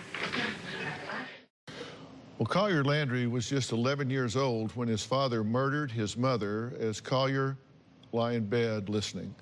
Now, Collier says everyone thought they were the picture-perfect family. His father, a prominent doctor, his wife, the perfect mother. But behind closed doors, Collier says it was a very different story. There was tension between your father and mother. What was going on between the two of them? My father was very verbally and sometimes very physically abusive to both myself and my mother. Right. And one of the things we talk about is, in the film, is he threw my dog across the living room into the wall one time. He had a very violent temper that would just come on like that out of nowhere. Right. And to other people, it seemed like, oh, they have a picture-perfect life. But that just wasn't the case. Now, he had a mistress, as we find out. You had actually met her. Yeah. How did that come to pass? So it was around Memorial Day weekend of 1989, and my father took me to a barbecue, like a party, that was at her parents' house. And my father told me, oh, this is a patient of mine. They were walking around this lake that was there, and I saw my father put his arm around her from a distance. And I thought, something's not quite right. And then we left, and he gave her a kiss on the cheek. It wasn't until Father's Day, a month later, that I went with him to this place called the Suntan Factory. He was getting a suntan. She showed up with 2 remote-control cars, and for my father and I as gifts, she had a ring on that was my mother's. And then I saw him, at the time, I think I told my mother, he tongue-kissed her. but I saw him kiss her in a way that's not a friend or a patient, right. You know. And my father then asked me to lie about it. And I did that night when we went out for Father's Day. I lied to my mother. And I got so violently ill that night, and I woke up the next morning and I was playing with that remote control car, and I just stopped. I walked in, my mother was sitting on her porch, and I walked in and I said, Mommy, I lied to you, I'm sorry, but I think Daddy is having an affair. And my mother knew that. Collier knew for sure something was off when Sherry showed up. Take a look. Did there come a time that you were with your father and he happened to see Sherry Campbell? Yes. Did you tell the jury when that happened? It was a Father's Day of last year. And then my father asked me if I wanted to go with him to take a suntan to the suntan factory or wherever it was. And when we got there, my dad got out and he says, well, look who's here, it's Sherry. And then I just was like disgusted. Then I turned to Sherry and I looked at her hand and she had a ring on. And I turned to her and I said, Sherry, my mother has a ring like that. Did this affect you in any way? Yes, it did, very emotionally. Can you tell the jury how it affected you emotionally? Well, I was so close to my mother, I couldn't believe my father could do anything like that. I thought it was her ring, my mother's ring, because I know that was a very special ring. I knew hardly anybody ever had a ring like that, so. When you're testifying against your father, your mother is gone, you're now a linchpin in putting your father in the penitentiary, so you know, I'm gonna walk out of here with no parent. The really sort of challenging thing with that is the prosecution, literally, and Dave Messmore, they said, we don't need you. You don't need to testify. And I was like, there's absolutely no way you're talking me out of testifying because I know what happened. And I was very, very adamant about, this guy's not gonna get away with this. You say the night after your mom goes missing, Sherry, your dad's mistress, came over with a pork roast she had made. She did. And you said it was just like Insta-family, like all of a sudden, mother's gone, she's there, big happy family, big dinner. Did your dad think that was, I mean, what did he say to you all about why is she here? Well, no, she came to, you know, to give us dinner, and look what wonderful thing she did. And I was not having it. I'm like, I don't want this woman, I don't want to be around this woman. I know this woman, because to me, she's responsible for breaking up my parents' marriage, because I didn't know my father was having affairs for years. Already, I'm thinking to myself, how am I gonna get in touch with police? Because my mother would never walk out on me. She's not missing. I know what I heard. I know she's not coming back. Finally, when the police started taking it seriously, when they were treating it as a missing persons case initially, when the uniformed officers came to the house to kind of see what's going on, I pulled one of them away and upstairs, and I said, look, my mother would never leave. She is either dead or he's done something to her. She was afraid for her life because she told me that about a month and a half before that. Said, you know, if I ever disappeared, Daddy probably killed me. Well, coming up, inside the secret home Collier's father purchased, did he buy a house planning to bury a body? We'll talk about that next.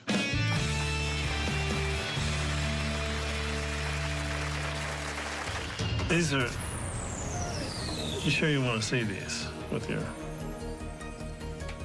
pictures of your mom?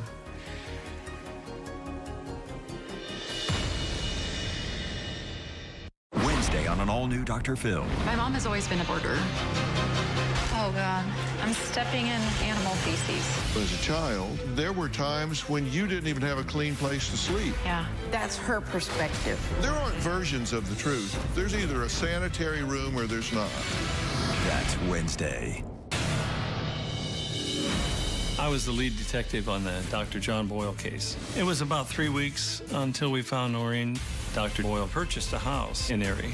The doctor had asked the real estate agent if she knew what was under the basement floor, because he was thinking about lowering that so his son could play basketball down there, which is extremely bizarre. I obtained a search warrant for his house. We opened the door in the basement. One of the technicians found what he thought was fresh concrete on the wall. So we took sledgehammers and we started to excavate that. It took about 2 hours. And then we could see the tarp. As we pulled that out, then we found Noreen's body. She still had her Rolex watch on and necklace. Well, that was lead investigator Dave Messmore. Now, he and his wife actually wanted to adopt Collier Landry, and they remain close to this day. Now, Collier was just 11 when he heard his mom being murdered by his own father. Now, for years, the only details he knew was what he heard that night. But decades later, his father figure, the lead investigator, showed Collier what actually happened to his mother that night. Take a look.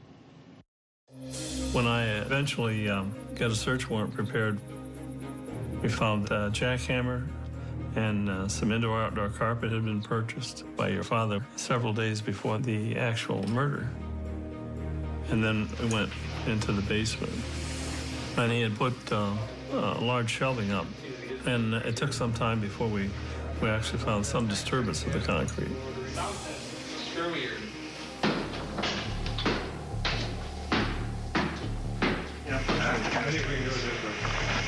Well, that's definitely got an over here.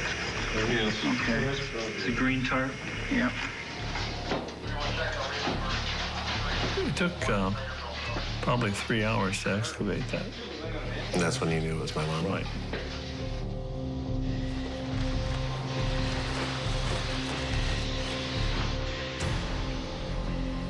She had a plastic bag tied around her neck, and that was to ensure that there was definitely going to be a death.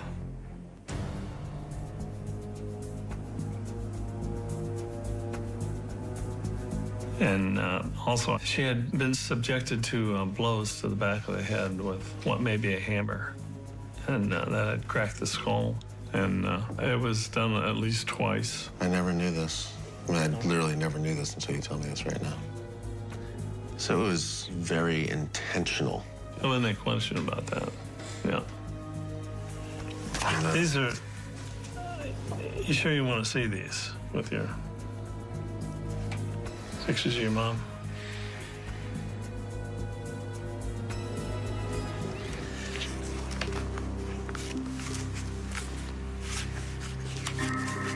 This is the next day, and that's why the body has started to deteriorate so much.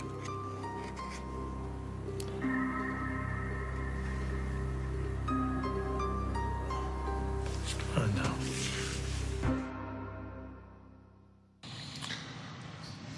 So was that the first time you found out exactly what happened?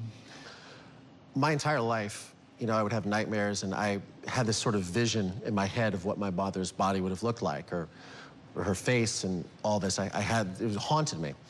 So when we were filming, we were at the Messmore's house, and my director, Barbara Koppel, they were gonna go to the police station, look at the case file, and she looked at me and she said, "Collier, would you like to come?"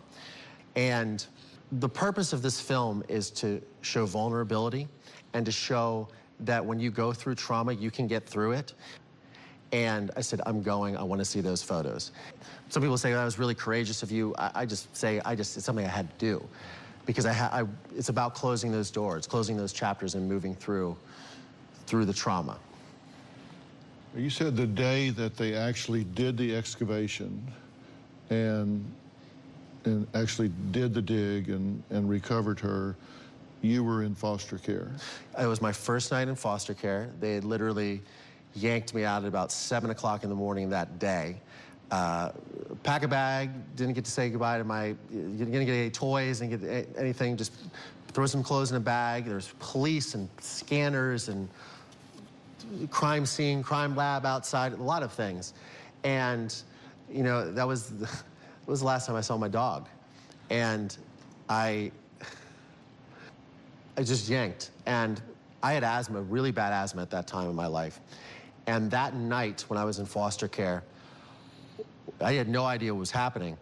I had probably the worst asthma attack of my life, where I was literally just sitting there and I thought, I'm gonna die. I may just die. And the next morning I went to the hospital. I was ushered past with the honor, remember they used to have newspapers and honor boxes? Ushered past the honor box, which had the headlines, into the room. They gave me a breathing treatment. I was better. And then that is when they told me that Lieutenant Messmore found your mother, beat, beat, beat, and she was dead. And you had that asthma attack at the time they were finding your mother? Yeah. Well, after his mother vanished, Collier's father insisted he had nothing to do with her death. Next, what he claimed happened to his wife.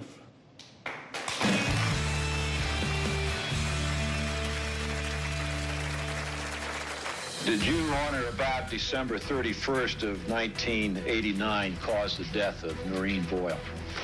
No, I did not. I did not kill Noreen. I never harmed her at all.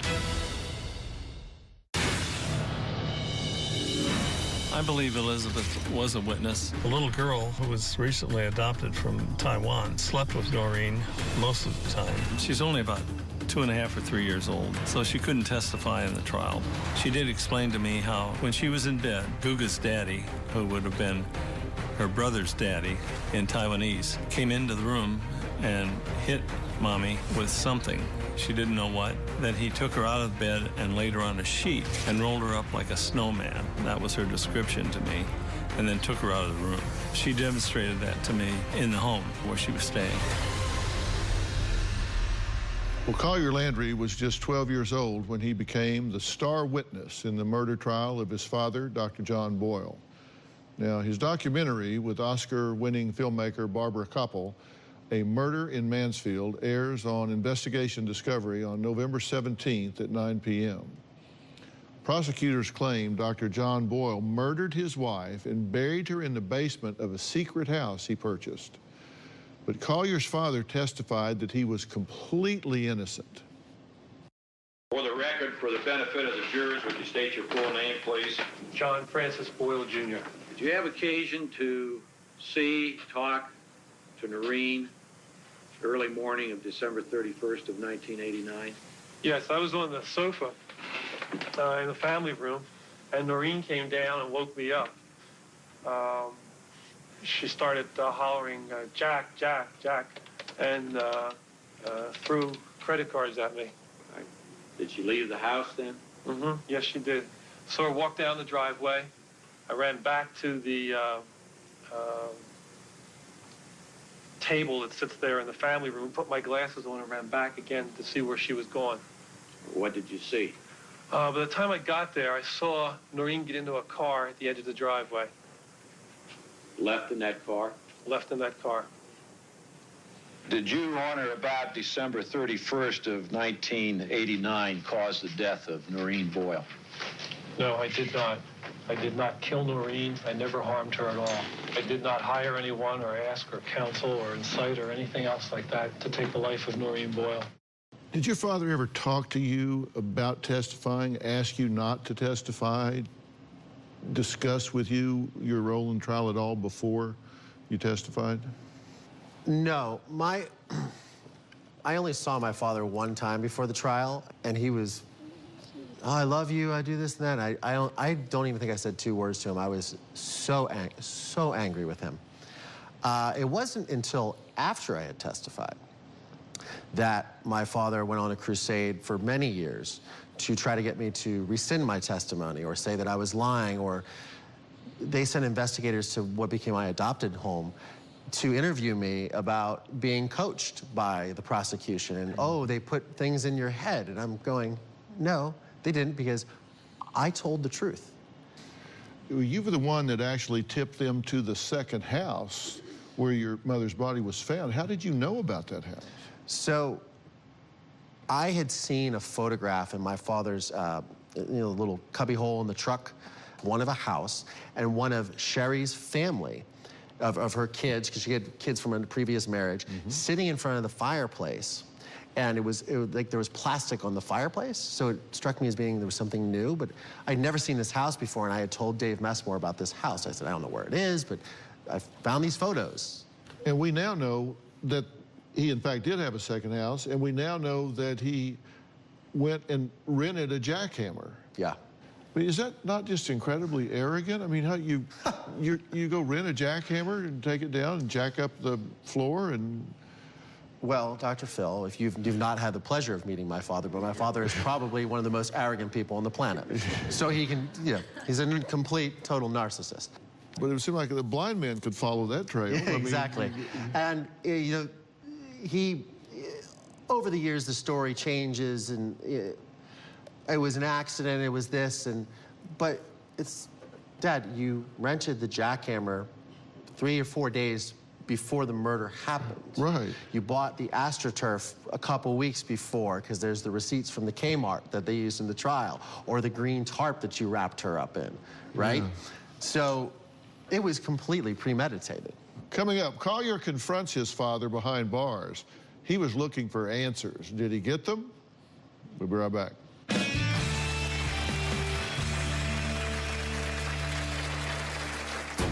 So what happened? She picked up a knife, and she came at me with that knife, and so I pushed her. I pushed her, and she hit her head against that wooden table. That's what happened. I'm telling you, that's what happened. Good evening, everyone. This was the moment of truth in Mansfield today. We, the jury in this case, find the defendant, John F. Boyle, Jr., guilty of the offense as charged in the indictment. The judge said he would tolerate no outbursts in the courtroom, but they cheered in the hallway when Dr. John Boyle was found guilty of killing his wife, Noreen. Dr. John Boyle was sentenced to life in prison for the murder of his wife, Noreen. All Collier has ever wanted from his father was for him to admit the truth about what he did to his mother. So he went to the prison to get answers. So what happened? Well, I told you I was where I slept all the time. You knew where I slept. Yes. Downstairs on the sofa in the family room. I came home. I don't know, I'm thinking it's around 10 o'clock. You guys all went to bed afterwards. I went to sleep sometime, and Mommy came down there and woke me up and started hollering about different things. She was talking about Mansfield, she was talking about money, she was talking about Sherry, she was talking about basically everything under the sun. My intentions were not to kill her or do anything else to her. But then she picked up a knife, and she came at me with that knife, and so I pushed her. I pushed her, and she hit her head against that wooden table. That's what happened. I'm telling you, that's what happened. Then what else happened? I ran upstairs to grab some underwear and my clothes and everything and put it in a bag because I was getting out of the house. And I came downstairs to see what she was doing, and she was there on the floor. She hadn't moved after I pushed her. Tried CPR on her. Didn't work. She was lifeless. She was dead. I panicked. I didn't know what to do. How did she get a plastic bag over her head? I put the plastic bag over her head. I put it over her head because I was just afraid to look at her, scared to look at her. Not to suffocate her? Not to suffocate her, no. Not at all.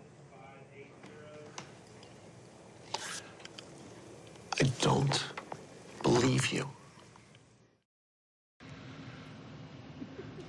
9 p.m., November 17th, investigation discovery. You can see the entire exchange between those two. You do not want to miss that. Now, I'm watching him while you're doing this because I've devoted a lot of my professional training to deception detection. And this is a psychopath. I mean, he's answering this in a way that he has convinced himself. He's believing it while he's saying it. Did you get the sense that he expected you to buy this?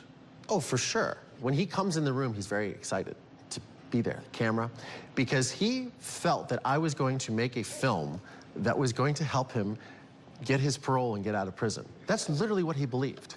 I confront him with a statement before I read him this letter, and I say, since you murdered my mother, and that is the first time in my life that I say that to him, because I had visited him in prison for years because I wanted to keep a relationship. And look, let me be honest, it's hard enough to lose one parent. I didn't want to lose both, even though he's a horrific human being. I do. But there's a little part of you that doesn't want it to be true. So I say that statement to him, and it's like all the air gets sucked out of the room. And that is the first time in my life where I literally said, since testifying, I am taking back the power. Yeah. Well, coming up, what became of Collier's sister, Elizabeth? We're going to find out what happened when Collier tried to call her after all of these years. And I have a couple other questions about that interaction. We'll be right back.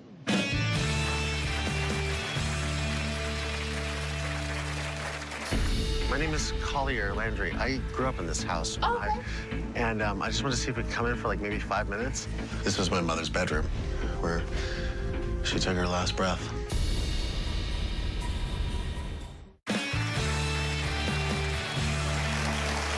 Well, after more than 2 decades, Collier Landry decided to go back to the home where his father murdered his mother. He filmed it for the documentary A Murder in Mansfield. 616 Hawthorne Lane.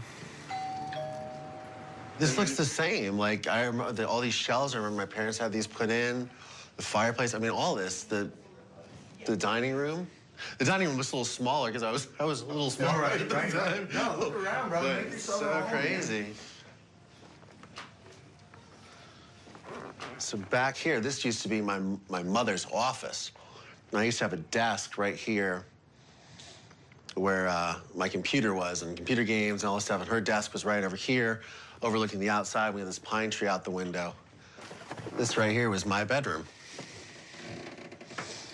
I described in the trial, I was laying in bed, and I was laying like this. And that's when I heard my father's footsteps come, and the door was open. And I kept remembering, and I remember my clock, my Batman clock was right here on the wall, and it said 3:18. When I woke up, and I looked at the clock, and I heard his footsteps, and he stopped right by the door, and I kept saying, this voice in my head just kept saying, don't look up, don't look up, don't look up, don't look up, don't look up. Because I really firmly believe that if I had looked up at that moment, that I would not be here right now. That I would have been murdered right along with my mother. And yeah, right here. I haven't been in this room in 26 years. This was my mother's bedroom, where she took her last breath. It's almost like I feel her presence a little bit right now. Not to sound heavy-duty about things, but... How did it feel to walk that space where you knew it took place? I hadn't been in that house in 26 years. And yeah, there was definitely a presence there. And it was challenging. And did they know what had happened there? Yeah, they did. Now, we talked about your sister, and you haven't spoken to her ever again, right? I haven't seen, when she was adopted, she was adopted by our foster parents, and they were not exactly, we didn't see eye to eye. Let's put it that way, put it mildly. So they did not allow me to have any contact with her whatsoever. We had a couple of visits, and they, through Children's Services, and they made them supervised visits, and they said, she's so tortured by seeing him, it's traumatizing her, you know, which I think was a bunch of nonsense. Yeah, I have not seen her in, well, that was 1990, so what are we, 28 years now? And I tried to reach out to her during the film. We, did the call search, found some numbers, called, nothing, silence on the other end of the phone, then click. A lot of that, left some voicemails, which you see in the film, but nothing. And you believe that she actually witnessed the murder? I don't see how she couldn't. Every single night, she would go to bed in her room, which was right next to my mother's room, and she would end up in the bed with my mother the next morning. And when I woke up that morning of December 31st, 1989, after having heard the thumps, went back to sleep finally, woke up, it was about 7 or 8 o'clock in the morning, went in there, she was in the bed. Well, we know how Collier felt going into this. We know why he did it. How does he feel coming out the other end? We'll talk about that after the break. For you, how do you feel coming out the other end of this process? Well, Dr. Phil, this is the greatest achievement of my life. Started on the morning of December 31st, 1989, when I was determined to find out what happened to my mother and put my father in prison for life, that I was on that journey, and that is ultimately what started the domino effect for me to lead myself through the trauma and ultimately heal myself. Do you have unfinished emotional business with your father? No. So you need nothing from him? No. I walked out of that room, and that was it. Will he get out of prison alive? He's been up for parole. It was denied. And he's up for parole again in 2020, and I will not be there to support that. Okay. Will you be okay if he is granted parole? We let the chips fall where they may, I suppose, but I don't see that happening. Do you have any need to see him again? No. When I walk out of that room for my father, you know that I'm never coming back to see him. Okay. We'll leave it at that. Collier, this has just been great. Thank you for sharing this with us. Thank you so much, Dr. Phil. I really appreciate it. Thank you. Collier made his documentary with Oscar-winning filmmaker Barbara Kopple.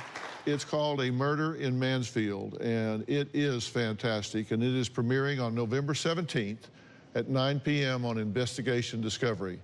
I highly recommend you seek that out. Take the phone off the hook, sit down, pay close attention. It is more than just something to fill some time. It really has a message. It really has some information that I think will impact your life. For more information, go to drphil.com. Thanks for watching.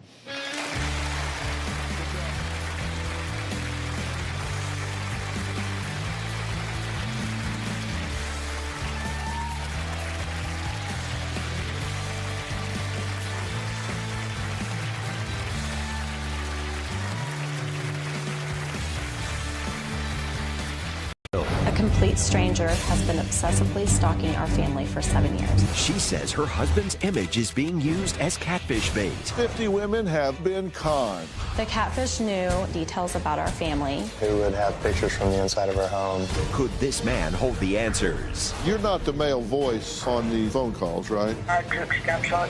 No. Get ready. I think you've been getting played. For an unexpected twist. The catfish is here. Let's do it. Have a good show, everybody. Here we go. This is a safe place to talk about hard things. Stand by. We'll count you down. Today's going to be a changing day in your life. 5, 4. I am not giving up on you.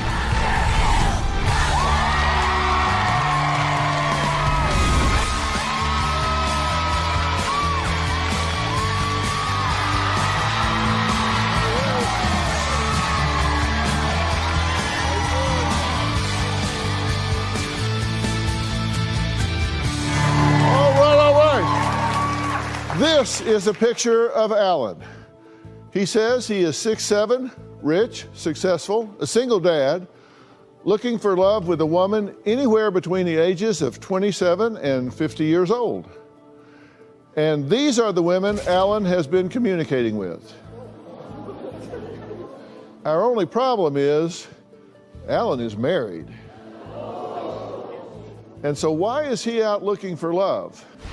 Well, he isn't. His wife Amanda says Alan's image is being used as catfish bait and that these 50 women have all been conned. The deception was uncovered when Amanda received Facebook messages saying you and your family have been used in a scam that's been going on for 2 years. Well, Amanda and Alan weren't too worried at first. That is until the victims sent Amanda and Alan pictures of the exterior and the interior of their home. Take a look. A complete stranger has been obsessively stalking our family for 7 years. In 2012, I received messages from women stating someone was using my husband's identity, using all of his photos. They were catfishing women on a social media site. She was looking for love, period. And he gave her that. The persona that the catfish created was Alan, who was 6'7", around the same age, very, very wealthy, looking for single women within 100 miles, ages 27 to 50, for short and long-term dating and new friends. I didn't think there was anything we could do about it, so we just kind of let it go. But someone had taken a picture from the driver's seat of a car outside of our home. That's when I realized what we thought was just a catfisher was actually someone that was stalking our family. He seems to know a lot about you guys. The catfish knew intimate details about our family, trips that we had gone on, the surgery that I had earlier this year, that my brother-in-law had been battling cancer. He was pretending to be Alan, pretending that our life was his life. It completely freaked me out. We spent a crazy amount of time trying to track all the leads, really looking into who's close to me that would know this information, who would have pictures from the inside of our home, who was in our home. I became paranoid. One of our fears was what this person would do once they found out we were onto them. So who was this guy? Who had stolen Alan's identity? Well, Amanda and Alan were determined to catch the catfish because they were really worried. We're talking about pictures of the inside of their house. So they hired a private investigator. And that's when this story took a bizarre turn, as though it hadn't already. Take a look.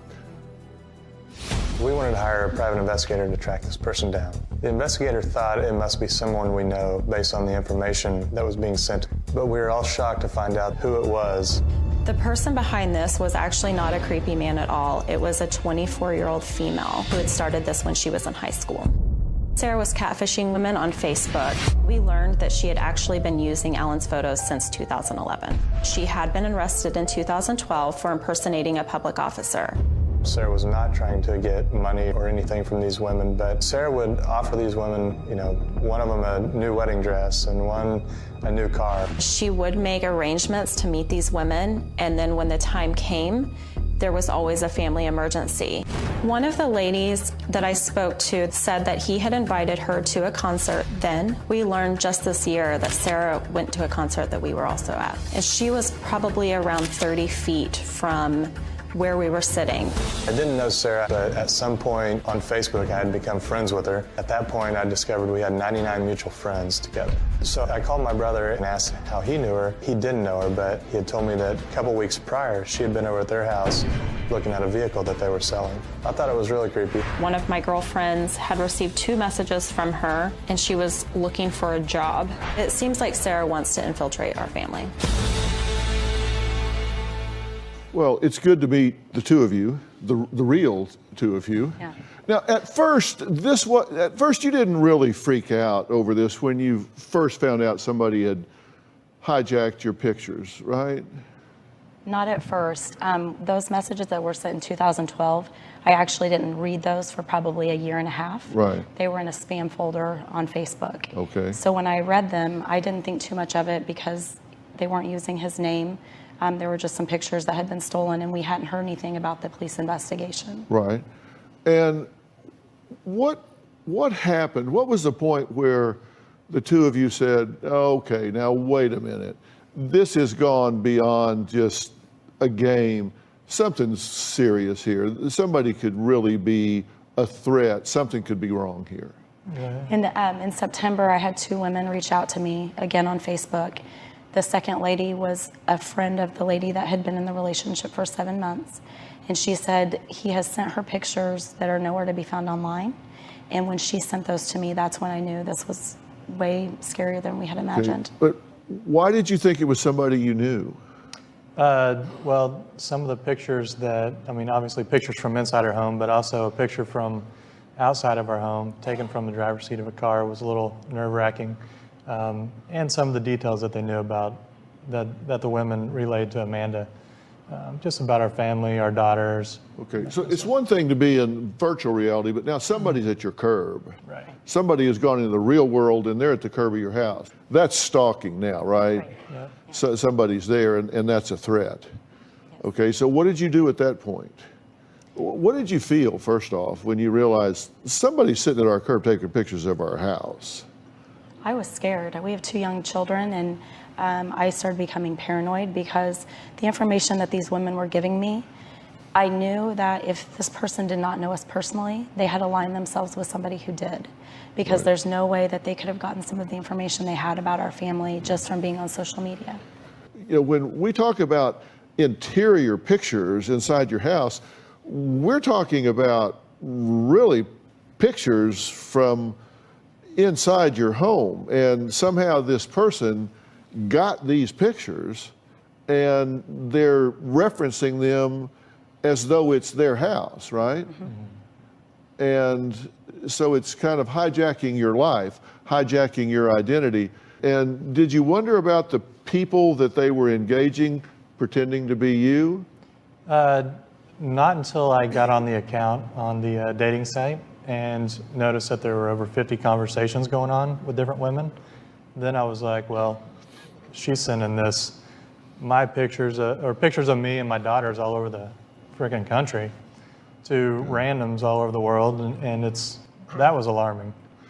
Yeah, and people, you know, this isn't just a game to the victims. People actually form relationships and they make emotional investments, and their lives get involved where they fall in love. And this is the communications with some of the women on dating sites. And I mean, you can just look at these. There are dozens of these where she's engaging with these people as you. Yep. And some of these women, they fall in love. They stop their life. They start putting all their emotional investment into that relationship. And you say the catfish knew your mother-in-law's career?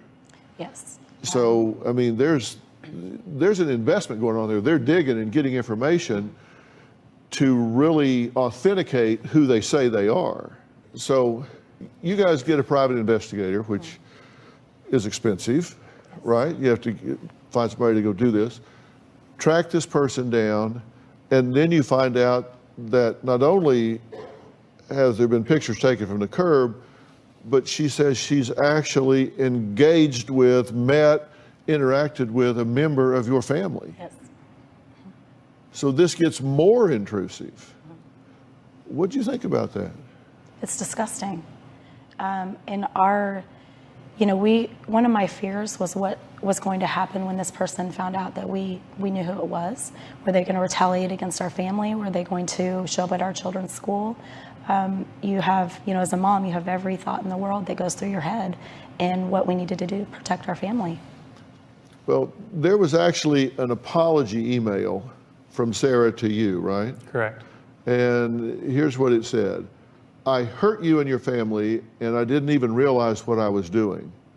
Why did I choose you and your family? Well, that's easy. You're successful. You seem like a family man, kind. It made me feel good to know I can live an imaginary life and not have to think of my own. I had a rough life growing up. I'm the only person involved. I used a deeper voice on the phone. I never meant to scare you. What was your reaction to that? I thought it was all just a bold-faced lie. I think the only reason she's sorry is because we took the time to find her and she got caught. I mean, other than that, she'd still be doing this based on the dating site that she's on and the women she was conversing there. Well, and you don't know that she's not. I have no idea that she's still doing it, right? Yeah. What you know is what you know. Well, we don't know what we don't know, right? Well, she gave us her phone during that meeting, and there were 2 other dating site apps on the front of her phone. So all of the women that had reached out to me were from one app, but we don't know what she was doing on other sites. So there were 2 other sites. Right. there could be 50 on each of them. Right, and those 50 open conversations were just within the last 10 months. So we don't know what happened, because what was happening is she changed her handle. So every time we tried to get it shut down, then she would just change the numbers at the end. So she would use his initials and both of our daughter's initials as her handle, and then change the numbers. Well, when we come back, up until 3 weeks ago, Amanda and Alan thought the catfish was a man. Well, it turns out he is a she, a 24-year-old woman. Now, next, we're going to meet her boyfriend to see if he knew about this con. Now, there was a male voice talking to the women. Was he involved? Well, we're going to ask him. We'll be right back.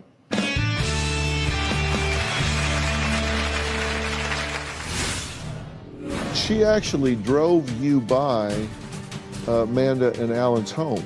We drove by the house. We didn't stop. When did you discover what was going on? And later, she told you stories from people that she catfished as though they were her own stories. I remember her telling some elaborate stories. Do you think she has stopped doing this? Monday on an all-new Dr. Phil. She lost physical custody to a man her daughter had never met. When my daughter was 3, I found out I was a father. Brett has crossed state lines to meet his daughter for the first time. I went to Florida because of you, California because of you. That's the only 2 times I've seen the ocean. Thanks. The therapist recommended all parties stop videotaping. You know that therapist was terminated. The therapist didn't make those recordings, you did.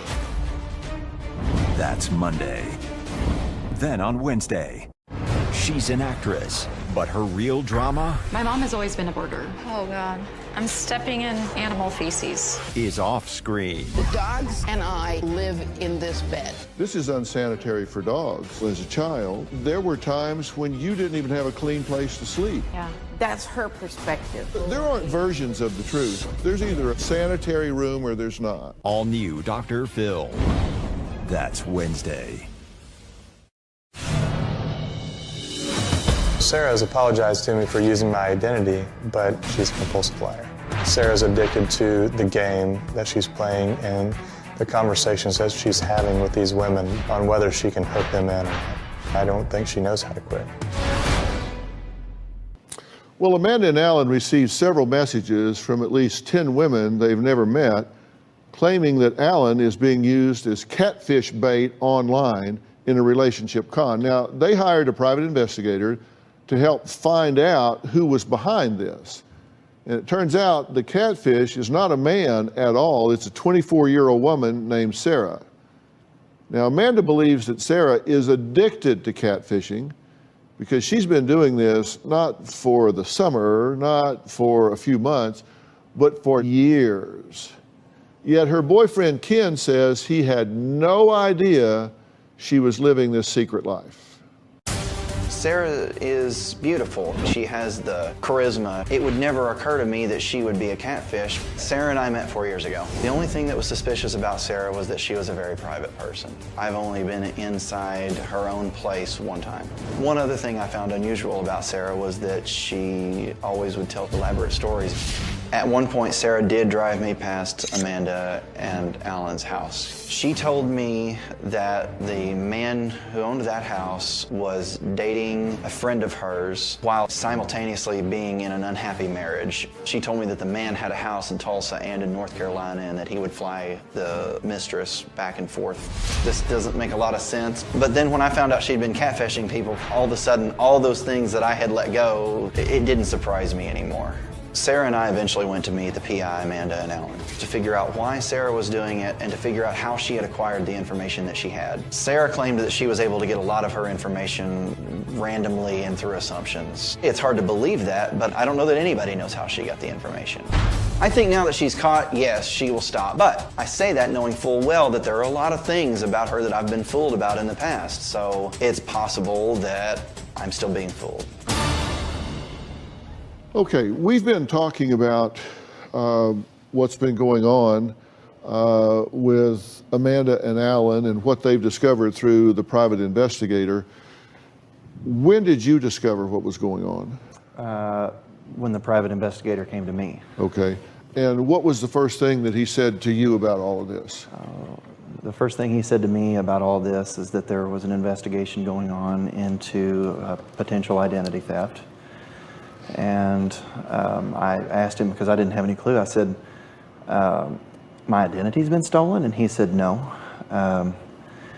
And he just proceeded to tell me, he asked me, do you know this person? Do you know Sarah? And I told him, yes, I do. And he said that there's been a potential catfishing case going on. It was just a bit of a, what in the world's going on type situation. And how long have you been in a relationship with Sarah? On and off again for about 4.5 years. Okay. And during that time, did you have any clue that she was doing anything like this with these folks or anyone else? No. You didn't know she was on dating sites? No, no, certainly not as someone else, no. And there were times when we were on and off again that, during the off times I would see that she had a profile of her own, a real profile, but I had no suspicion that she was doing anything as someone else. She actually drove you by Amanda and Alan's home, correct? Correct. Why? Well, at the time, she told me that one of her friends, was dating the man that lived there. And the man that lived there was seeing this woman at the same time he was getting a divorce from his wife. And he owned several different businesses. He had houses in several different places, and he would fly that woman back and forth from North Carolina to here.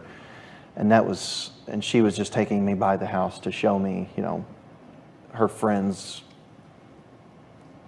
I don't know what the right word to use is, but his house that was seeing her. And why would she think you would care? That's a good question. I mean, she had been telling me the story about her friend seeing this man, and so I guess she just wanted to put a house to the story, make it seem more real. Did she take any pictures when she was with you? No, not that I'm aware of. So did she stop in front of the house or anything? No, I was driving. She actually told me how to get there, and we drove by the house. We didn't stop. I didn't see her take any pictures if she did when we were there. And how far was this from where you lived? How long was the drive to get there? Probably about, depending on traffic, I think it was about 20 minutes or so. I live in the east part of town, and that was not. It's more central. So she says, let's go. I want you to drive me by somewhere and show you something. Yeah, I want to. Well, she told me I want to show you this person. She'd already been telling me about this person, and she just drove me by there and wanted to show me his house. When you found out about this, she lied to you when you confronted her. She continued to deny it basically until I told her I have proof. And later, regardless of logic, regardless of what anybody says, regardless of the facts that are there, I've been in an on and off relationship with her for 4 years. My feelings are there. Wednesday on an all-new Dr. Phil. My mom has always been a hoarder. Oh, God. I'm stepping in animal feces. As a child, there were times when you didn't even have a clean place to sleep. Yeah. That's her perspective. There aren't versions of the truth. There's either a sanitary room or there's not. That's Wednesday.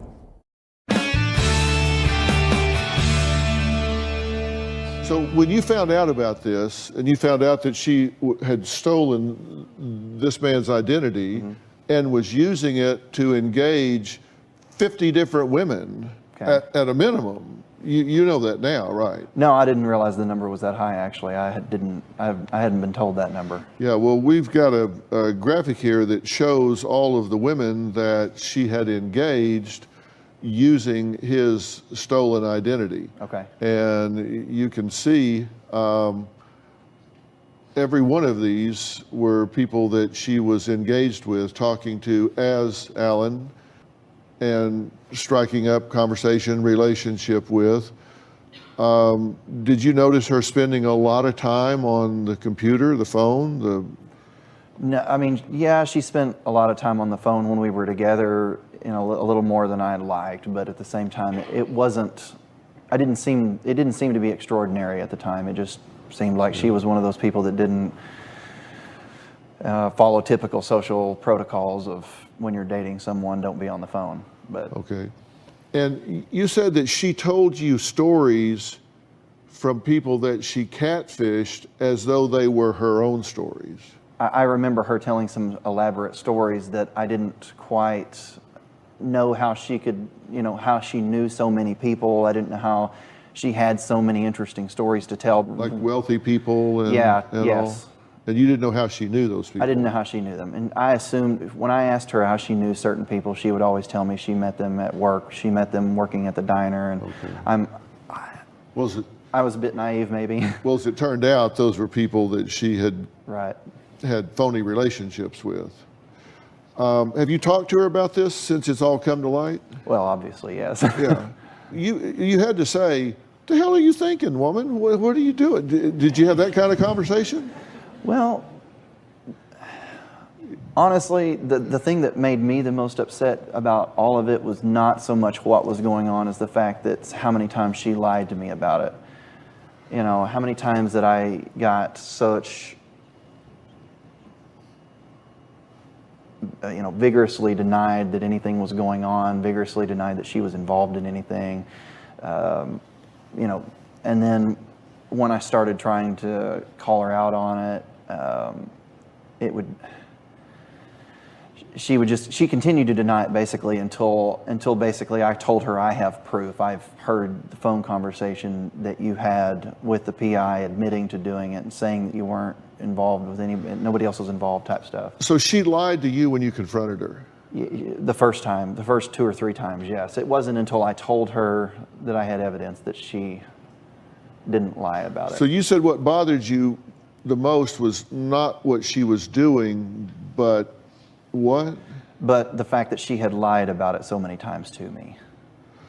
Okay, so it didn't bother you so much what she was doing, but that she was lying to you. It did bother me. Don't get me wrong. It did bother me that she was doing it. Well, no, I get what you're saying, because that's kind of abstract. I mean, you don't really feel what's happening on something you don't see or you're not involved in. That may make you sound like you don't care, but yeah. The truth is you don't really see or feel that because that's abstract. You're not there. You don't really. Right. That's not real to you. Correct. What's real to you is she's lying to you. Yes. Robin and I have been the victim of this kind of thing. That's not true. Absolutely not true. And later, you're spending years with somebody that is talking to 50 different people and saying, gee, I never noticed anything. And we can unravel that and just call the police instead.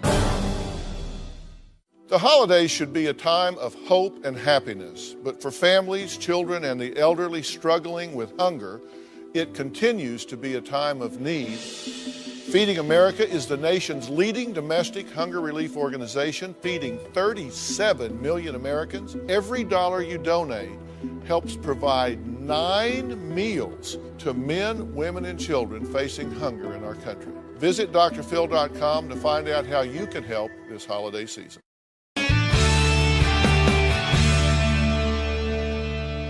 Look, we've covered a lot of these catfish stories, and I can't tell you that the pain that I've seen it cause. It destroys people's lives. It disrupts their lives. It creates fear. It creates pain.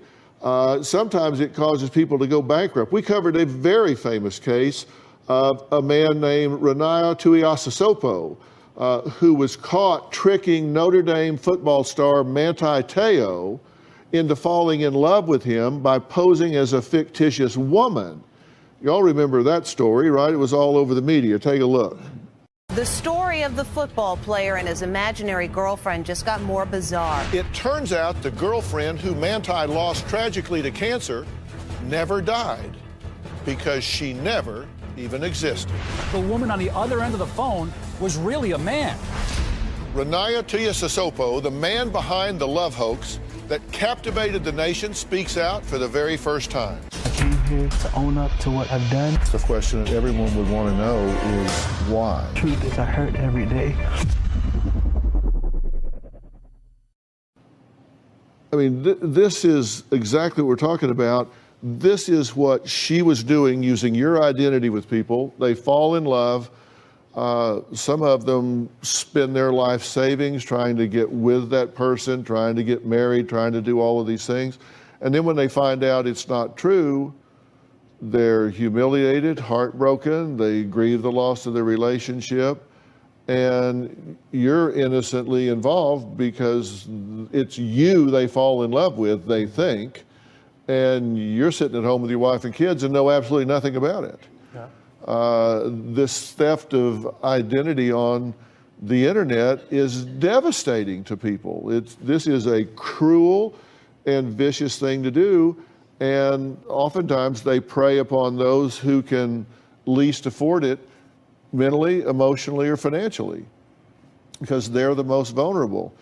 Robin and I have been the victim of this kind of thing, where the scams that use our names and images have been used to con innocent people, and oftentimes it's been elderly people that are on fixed incomes that can ill afford to be scammed. Take a look at this. There are some scumbags using headlines about our marriage being in trouble to lure people into buying skincare products that have nothing to do with Robin or her brand. I mean, look at this. Domestic disturbance. I never meant to hurt my wife, but she wronged me, okay? Then, when you click on that nonsense, it brings you to another completely fabricated headline. So the article turns out to be nothing but an advertisement for a skin cream trial. We found out about this fake endorsement bull because a few weeks ago, viewers started writing into the show saying that they had just been bamboozled into buying these falsely endorsed products. Here's what some of them had to say. When I saw an advertisement on Facebook, I thought, ooh, what is this? So I clicked on it, and it was saying that Robin was using this wrinkle cream. So they said it was free. All you had to do was pay for shipping. It's only $7 or $8. And I thought I could do that. A couple days later, I looked at my account and I was charged $98. This company had gone in, attached to my card, started charging $101 every 2 weeks. And they got me for several hundred before I realized. It's just a scam. You see a lot of these people are elderly people that get stuck for hundreds of dollars, and you've seen the cases that we've done on the show with elderly people that have spent as much as $2 million with someone like Sarah, scamming them into thinking that there's someone like you that they're now in love with, and they spend their whole life savings, trying to make that situation happen. And they happen all the time. They happen all the time. There's one right now. There's this one. Dr. Phil and Denzel Washington introduced new erectile dysfunction cure. Big Pharma's upset. Denzel Washington caused hysteria last week when he and Dr. Phil undraped their new erectile dysfunction cure on his show. That's not true. Absolutely not true. Denzel wasn't here. We don't have this. They just make it up. People click on it and they get scammed. She writes you this apology letter. Did you believe it? You're putting me in a strange position here. Monday on an all-new Dr. Phil. She lost physical custody to a man her daughter had never met. When my daughter was 3, I found out I was a father. Brett has crossed state lines to meet his daughter for the first time. I went to Florida because of you, California because of you. That's the only 2 times I've seen the ocean. Thanks. The therapist recommended all parties stop videotaping. You know that therapist was terminated. The therapist didn't make those recordings, you did. That's Monday. Then on Wednesday, she's an actress. But her real drama My mom has always been a hoarder. Oh, God.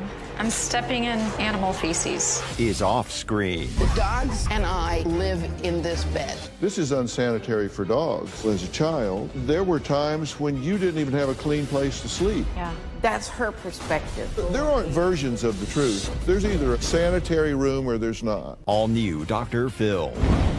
That's Wednesday.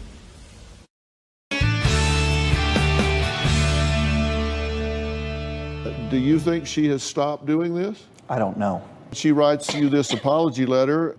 Did you? I didn't believe a word of it. Did you believe it? You're putting me in a strange position here, but You're already in a strange position. Do what? I said you're already in a strange position. Well, right. I agree. Thank you for reminding me. Somebody has to. No. I don't know what to believe anymore, to be honest with you. And you're not the male voice on these phone calls, right? You're not involved. No, I'm not involved in this, clearly. But well, not clearly. I mean, nobody knows because we don't know you. That's true. And there's a male voice on that line. Doesn't sound like you to me. I haven't heard the voice, to be honest with you. And well, you will. And it doesn't sound like you at all. Okay. And frankly, I've been doing this a long time. You don't strike me as somebody who would be involved in this in any way whatsoever. No. I don't think you're involved. You don't seem to me to be of the personality type or the part that would be involved in this at all. So I don't believe that he's involved in this. I think you're a victim along with other people. I think you're naive about it, but I think you've been getting played right along with everybody else. But I want to be clear, I don't think you're a perpetrator here. And I want to make that clear. That's just my opinion. Y'all may have a different opinion. Well, there were a couple red flags when we first started with our private investigator. One was fake profile, Facebook profile, with a fake name and everything. The other one, just we didn't know. So we told our PI, go find him first and see if your voice is that and what you knew about it.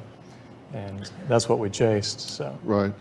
Well, here's the male voice that we're talking about. Sarah demonstrated her male voice on 2 occasions, one for the PI on the phone and another time when she met Amanda and Alan. So here's her male voice. There was a 360 tour guide of the house, and I took snapshots. I don't remember.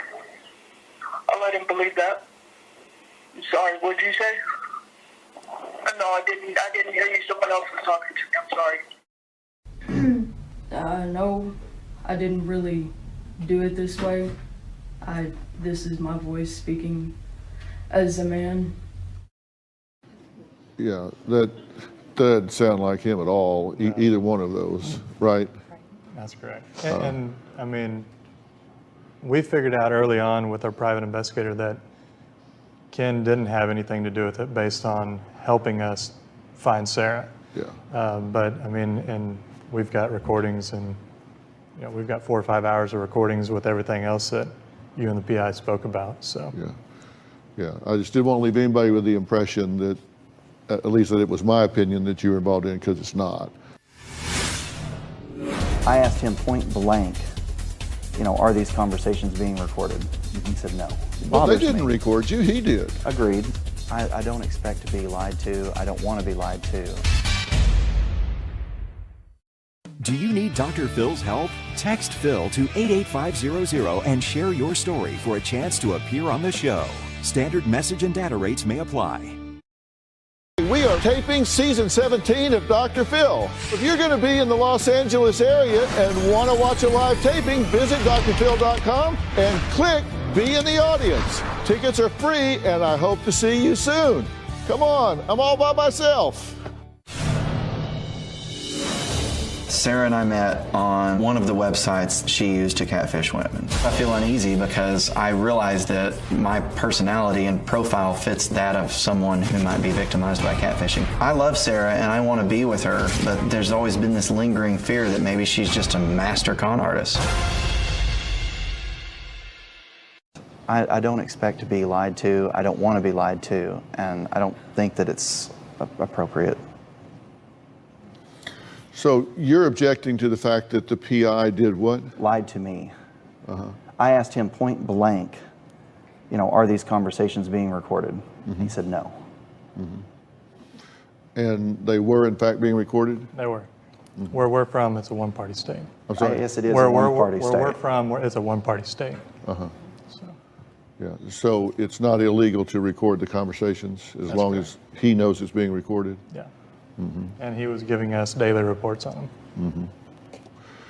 And Well, you object to that because it was misrepresented? All I'm saying is, yeah, I came here, and I said this before, I came here for two reasons. I came here because I wanted to see her get help. You know, regardless of logic, regardless of what anybody says, regardless of the facts that are there, I've been in an on and off relationship with her for 4 years. My feelings are there. They are what they are. And I wanted to see her get help. And number two, I wanted to help them get the answers that they're seeking. But when I find out that I feel like that they're manipulating me to get information here, it bothers me. Well, they didn't record you, he did. Agreed. And you were a suspect at the time, so, I mean, if you want to get sanctimonious about it, get sanctimonious about it. But they are victims of someone with whom you are allied, and at the time you were a suspect, and they had every legal right to record you. Right. And I have bent over backwards to make clear that you are not a perpetrator here. I agree with that. I don't disagree. These people have been violated, not by you, but by someone with whom you are allied at the time the investigation goes on. It's still, and they I didn't agree lie with to you. The private investigator did. I agree. They didn't tell him to go do A, B, or C. They just got the fruits of that labor. Agreed.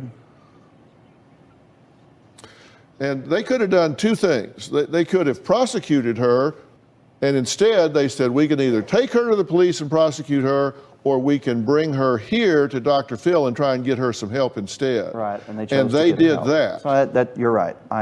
You're right. And we can unravel that and just call the police instead. Yeah. Well, don't hold this against her because of me. Well, then don't get up on your hind legs and start barking at these people who have been jerked around. When I find something out that surprises me, the reaction may be incorrect, but it's a reaction nonetheless. I apologize. But I think they're being very. Yes.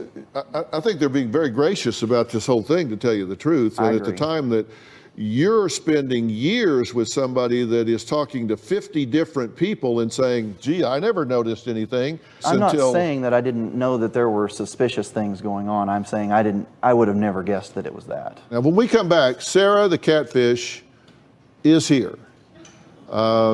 She admits she's really good at lying. Well, we're going to look her in the eye and see if we can get to the truth here. Maybe we will, maybe we won't. But I'm pretty good at this. We'll be right back.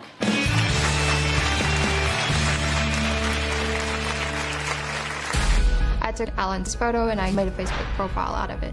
After the Facebook profile, I created a dating profile.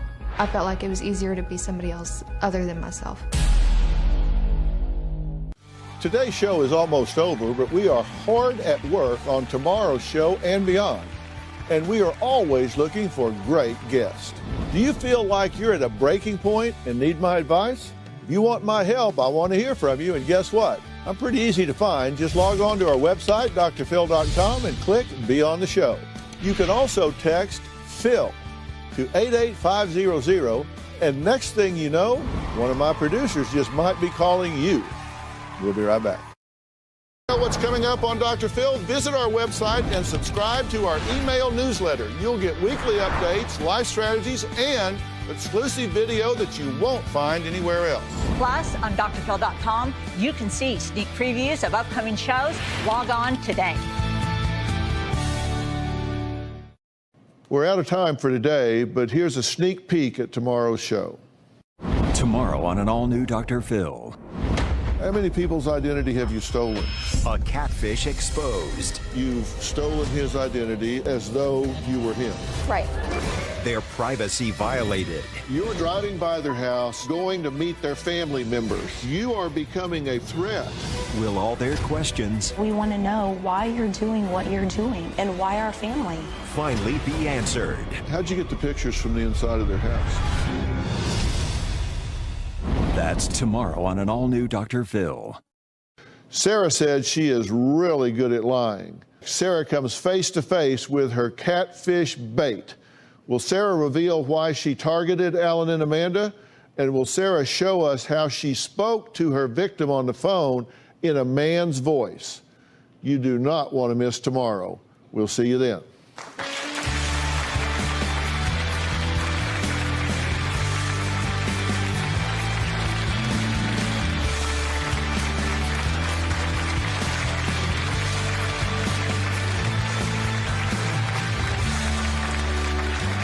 Today on an all-new Dr. Phil. He's torn between two Britneys. He has nicknamed both Britneys in his life B1 and B2. You can't make this up. B2 was at my house, and then B1 popped up unannounced. I was immediately livid. And this love triangle? You say you're caught between two Britneys, but it seems to me like you're playing both hands. Is shattering the family circle. Let me tell you something, little lady. Shut your mouth. You won't speak to me that way. I'm 60 years old and I'm a grown adult. You're a grown adult. Act like one. Okay, time out.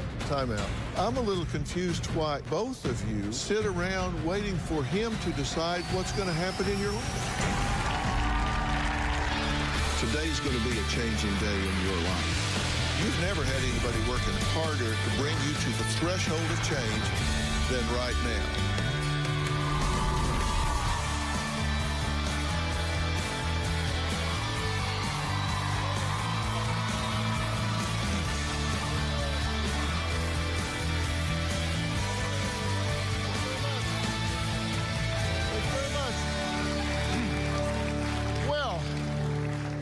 Conscious uncoupling, bird nesting, and soft landing are new parenting trends being practiced by celebrity exes like Gwyneth Paltrow, Chris Martin, and Anna Faris, Chris Pratt.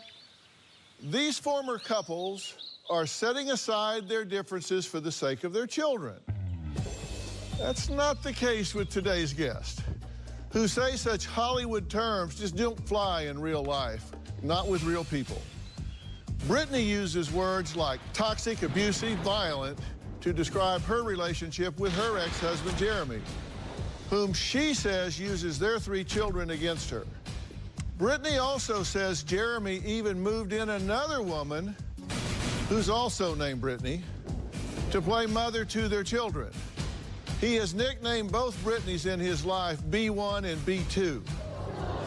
You can't make this up.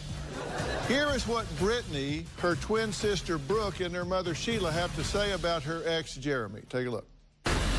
My ex-husband, Jeremy, was not a good dad, and he was a horrible husband. Jeremy is a controlling, manipulative narcissist. If Jeremy can't have Britney, nobody can. In the past, she's always gone back to him because she knew she would not get to see the kids. This past year, we've been living apart. He's always been able to get me back. Because he hasn't been able to this time, he's pissed off. My main concern is the kids. Neither one will hire an attorney to get child support or custody agreed upon. A little over a year ago, I found out that Jeremy was cheating on me with his now girlfriend, Britney. This girl lost custody of her only daughter, so now she's trying to raise my grandchildren. Now he has her living with him, and my kids are in the middle. Britney has told my children that she was not trying to replace their mother, that she was just there to give them motherly love. I don't need her giving them motherly anything. My relationship has even suffered with my sister because of Jeremy. Jeremy can't stand seeing me happy, and the minute that he does, he's going to make my life a living hell. Earlier this year, I went to Jeremy's house. He started screaming and cussing and telling me that I made him this way. Then he took out his pistol and shot it in the ceiling. Jeremy made it seem like I was the crazy one, yet he's the one that shot the gun inside his house. I pray that Brittany will get past the situation with Jeremy and be able to live a normal life. If we can't get along and co-parent, then Jeremy is going to get the kids to choose him. Jeremy has brainwashed the middle child, and she doesn't even want a relationship with her mother.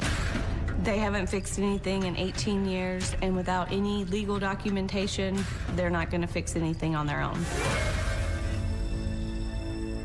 Okay, I'm glad y'all are here because this sounds like a mess, and Definitely. there are children involved here, caught in the crossfire, right? Yes, sir.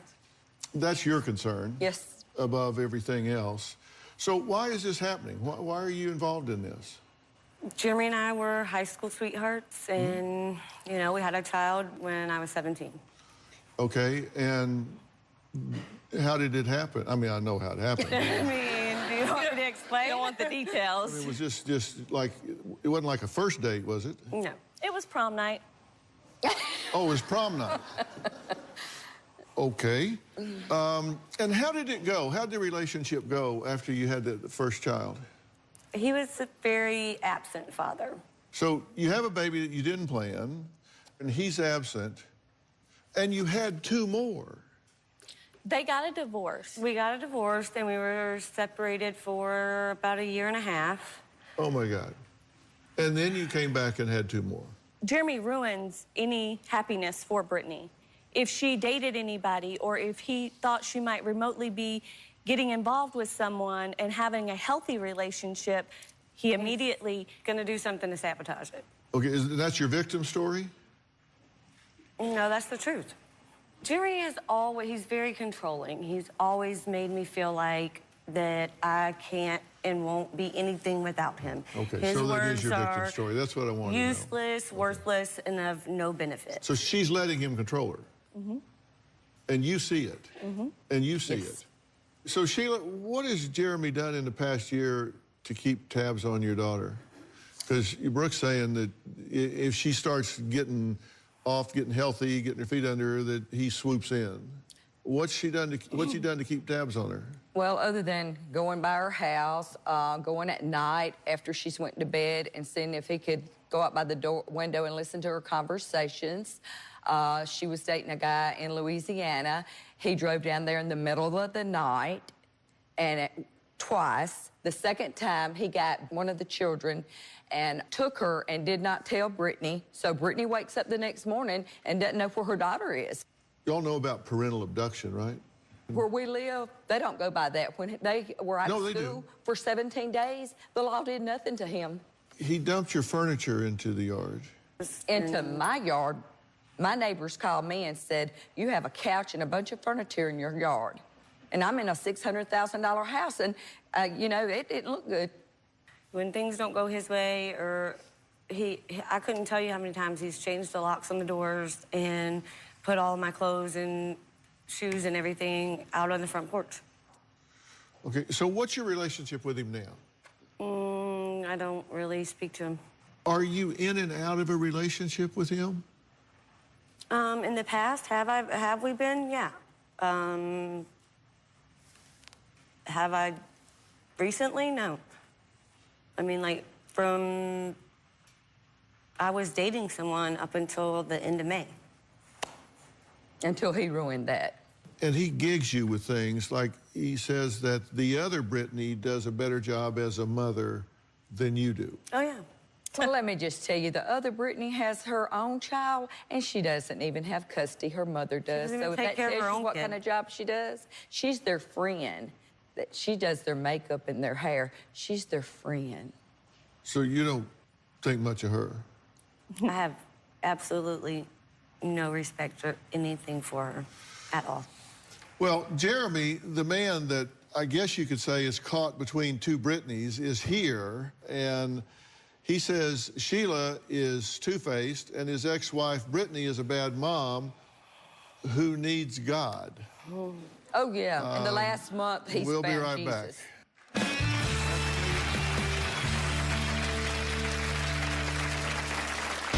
B1 never makes an adult attempt to get the kids from me.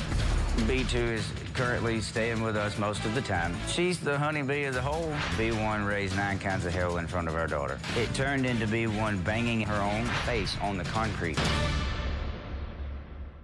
Monday. I think that wealthy people can get away with anything. I intentionally murdered my wife. Not only is Robert saying he killed his wife, he's bragging he can get away with it because he comes from money. You think just because you got money, you can go kill somebody? The police, they don't like to bring anything big against me. So did you or did you not murder your wife? That's Monday. Then on Tuesday.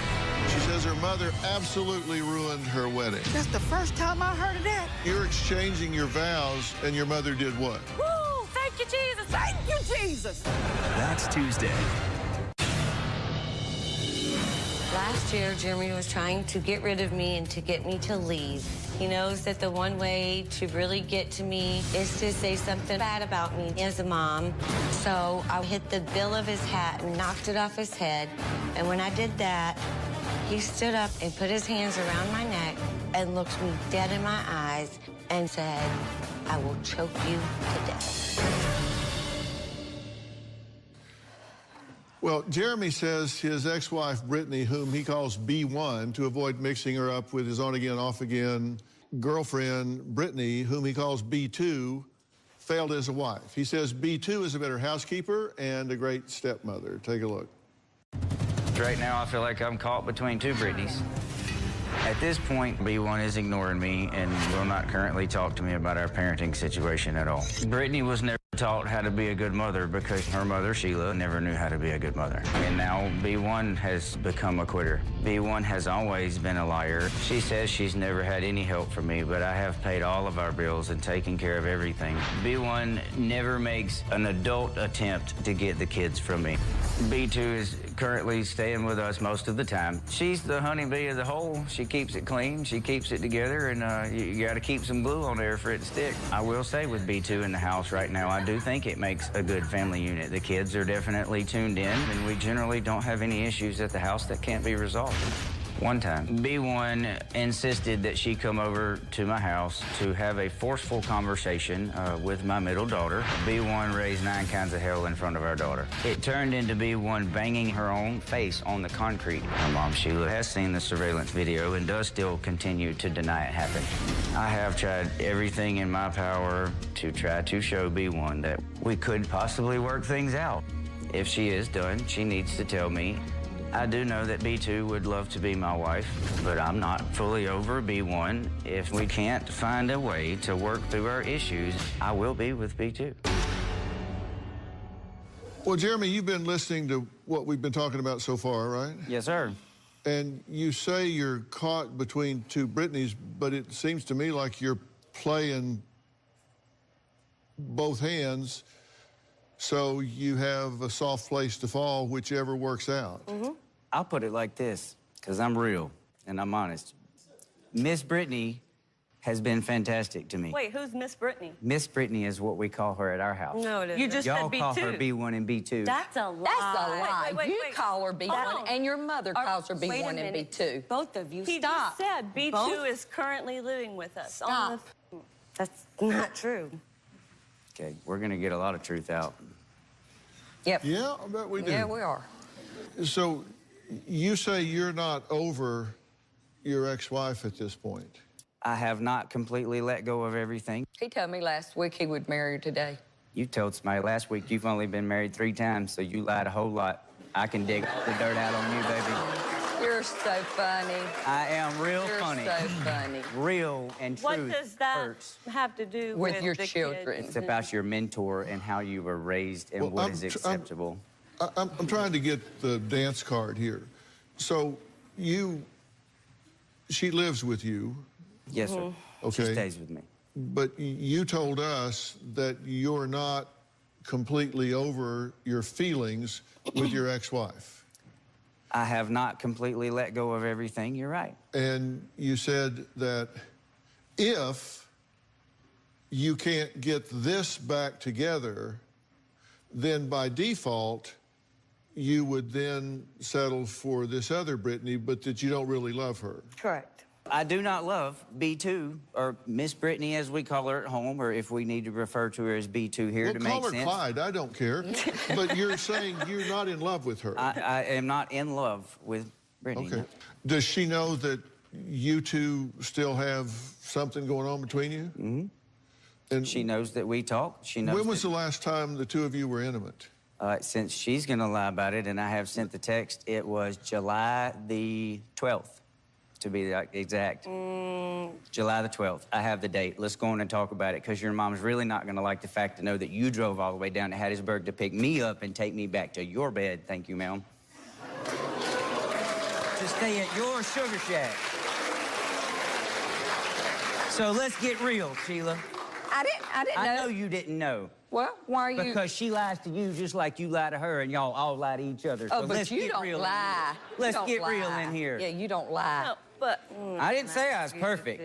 Well, we're that's a not good either. thing. So, a month ago, you two slept together. Yes. I don't know the exact date. I'm not saying that I haven't slept with him. I've slept with him for 18 years. Of course. I'm not judging it. I'm just trying to get a sense of what the dynamic is here. I would say within the past month or two, sure. Okay. And does this other Brittany know that? Yes, sir. And she's okay with that? Not necessarily okay. She's hurt. Well, she's here. She's been listening to all this. We'll talk to her when we come back. Jeremy is the love of my life. When Brittany sinks her claws in and pulls Jeremy back in, he tends to kick me out. I honestly feel like I've just been in a bad love triangle.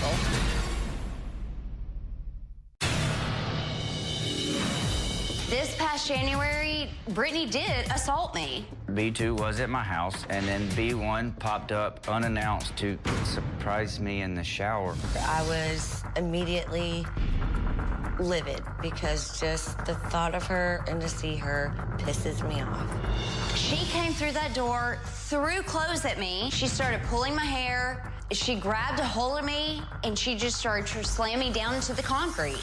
A week after that, she accused me of stealing leather pants, makeup, and shoes, and the bitch even accused me of stealing 5 pair of her panties.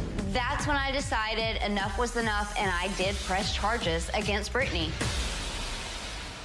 Well, Brittany says she's always had a thing for her on-again, off-again boyfriend, Jeremy, since they were in high school. She says Jeremy was going to ask her to prom, but he took his now ex-wife, Brittany, instead. So when Jeremy reached out to her last year, she felt like it was her second chance at love. For the past year, I honestly feel like I've just been in a bad love triangle. Jeremy had already broken ties with Brittany when we started seeing each other. But when Brittany sinks her claws in and pulls Jeremy back in, he tends to kick me out. Then every time Jeremy reaches out to me, I come back. Jeremy is the love of my life. At this point, Brittany just needs to learn how to co-parent and just back off. Brittany and I are black and white as parents. Since the last school year, Brittany has rarely been involved in her kids' lives. Earlier this year, Seth came to live with us because he was so fed up with being the parent. Brittany honestly did not care what the kids did. A typical day at our house, I usually wake up, start breakfast, begin to pack the girls' lunches, get their bags packed, and he takes them to school. Early evening, we tend to get homework done. We cook dinner. It's bath, teeth brush, bedtime by 9 o'clock. Brittany asked their youngest child what I do with the kids, and that is none of Brittany's business. Jeremy gets bothered when I get angry or upset, because that's all that he ever dealt with whenever he was with Brittany. Right now, I feel like our life is in Brittany's hands, and I am not okay with that.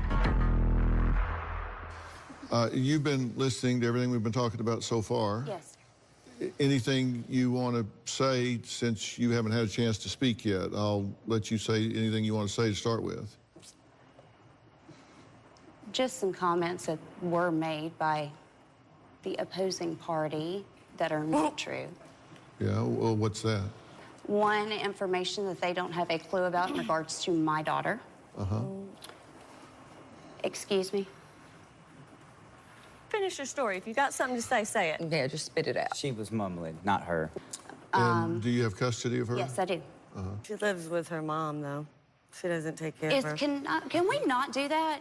No, where does the child live? I'm speaking to him. I don't need you to comment.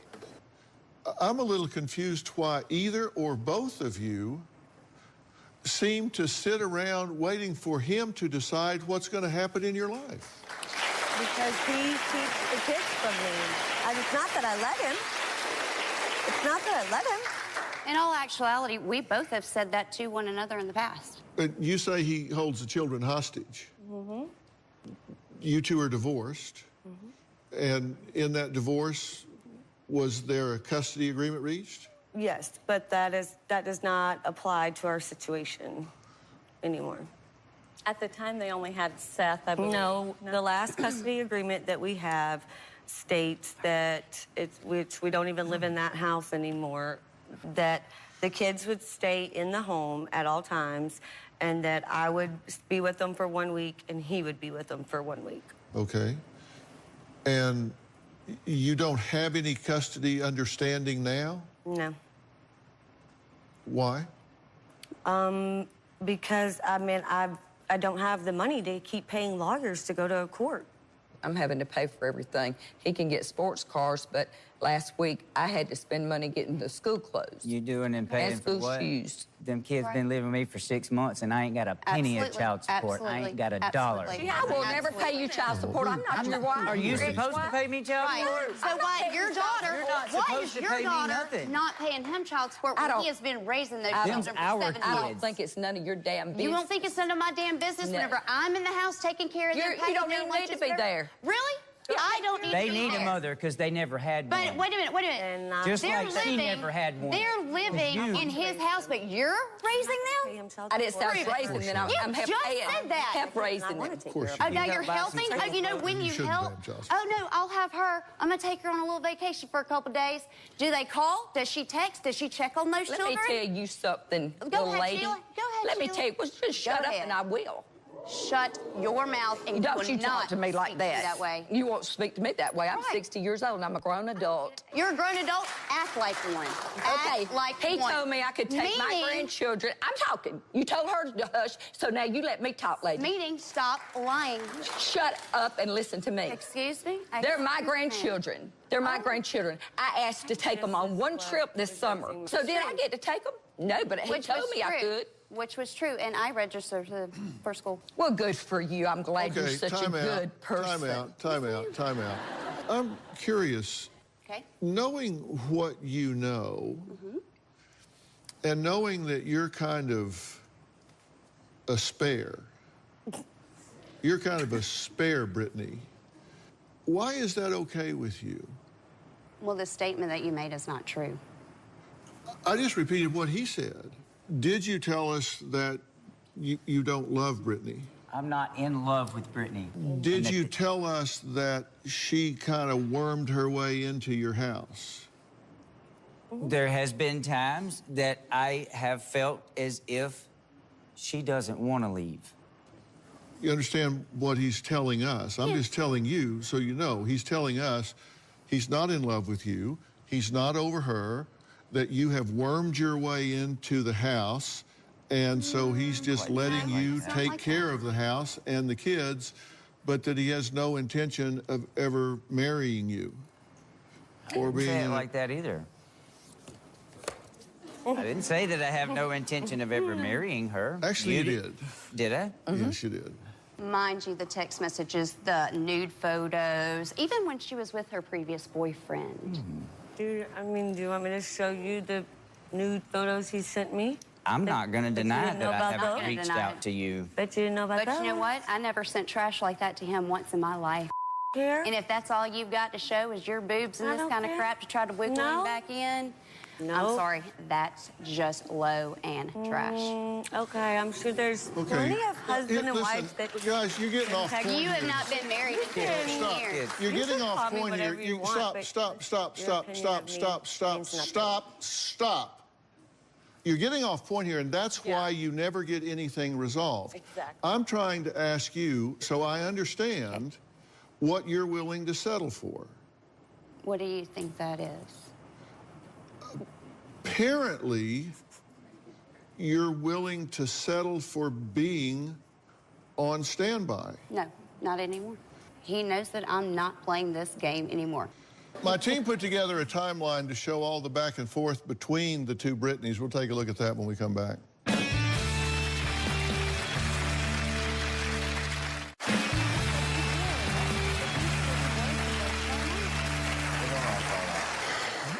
You seem to be citing some religious sensitivities. I do need a little bit more of Christ in my life, and I can assure you it would help somebody else too. Mm-hmm. Do you recall the passage that said that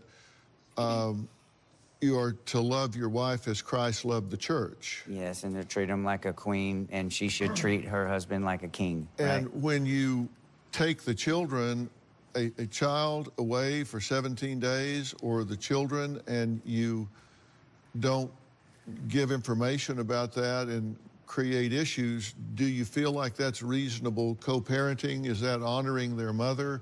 Is that a reasonable way to behave? Not at all, but there was definitely circumstances that stipulated up to the situation, and without custody papers, that we had something legal stating that we would share some custody, I was scared to let my children leave the state and not ever see them again.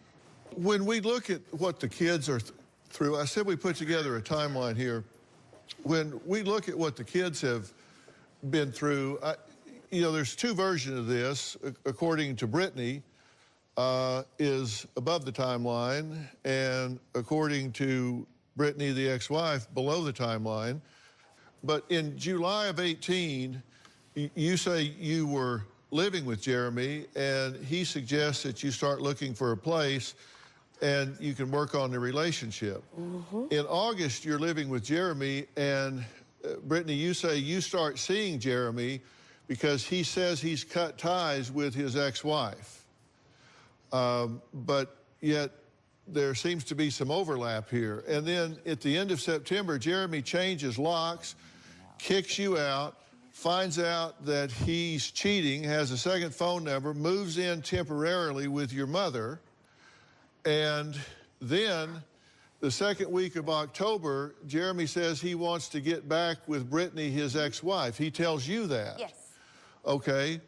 So you move into your own place near Jeremy, and he moves to Georgia and is texting you constantly. Jeremy reaches out to you again. Yes. And you visit him in Georgia. I did go up there to Georgia, yes. Yeah. And at that time, you start dating a new boyfriend. No, you back that new boyfriend up a little ways, because she lied, and that slipped in there back before, about October. So look on Bumble and all your dating sites that you advertise for the world. Then you moved to Georgia. Investigator? Brittany, November 11th is Brittany, you moved to Georgia. You moved to Georgia to live with Jeremy. I did, first week of No, Georgia. I'm going to correct that. She moved to Georgia to take care of my paperwork while I'm doing business, storm yes. debris cleanup, helping I families worked in for Georgia him. get over Hurricane Michael, and I needed someone to help me take care of the I book. worked. And you I was talked technically about an getting employee of married his. at that point.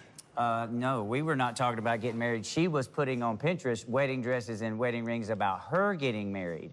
In January of this year, you're living with Jeremy in Georgia. Yes. And the end of January, you return from Georgia. Yes. And then Brittany, you say, assaults you. 1 week after we got back, yes. And Jeremy asks you to leave and spends the night with Brittany. Yes. And you discover that personal items have been stolen. 3 days later, but the night that happened, she texted me telling me, thank you for my clothes, and the shoes fit perfectly. And this is when your arms are all bruised up. That's when she attacked me on the back porch, yes. Uh-huh. And you're still dating your boyfriend at this point. Are you still dating your boyfriend at that time? Uh-huh. This is on again, off again, on again, off again, on again, off again. And the kids have got to feel like they're just in a hurricane. And that's just not reasonable. I agree. Correct. There is one mature person in this family, and he's not here. It's out of the mouths of babes. We're going to talk to their 18-year-old son, Seth, when we come back.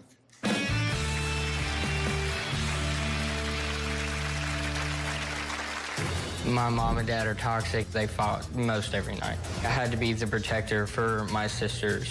My mom and dad are both guilty of being selfish. In 2013, Jeremy took the kids out of school without telling Brittany.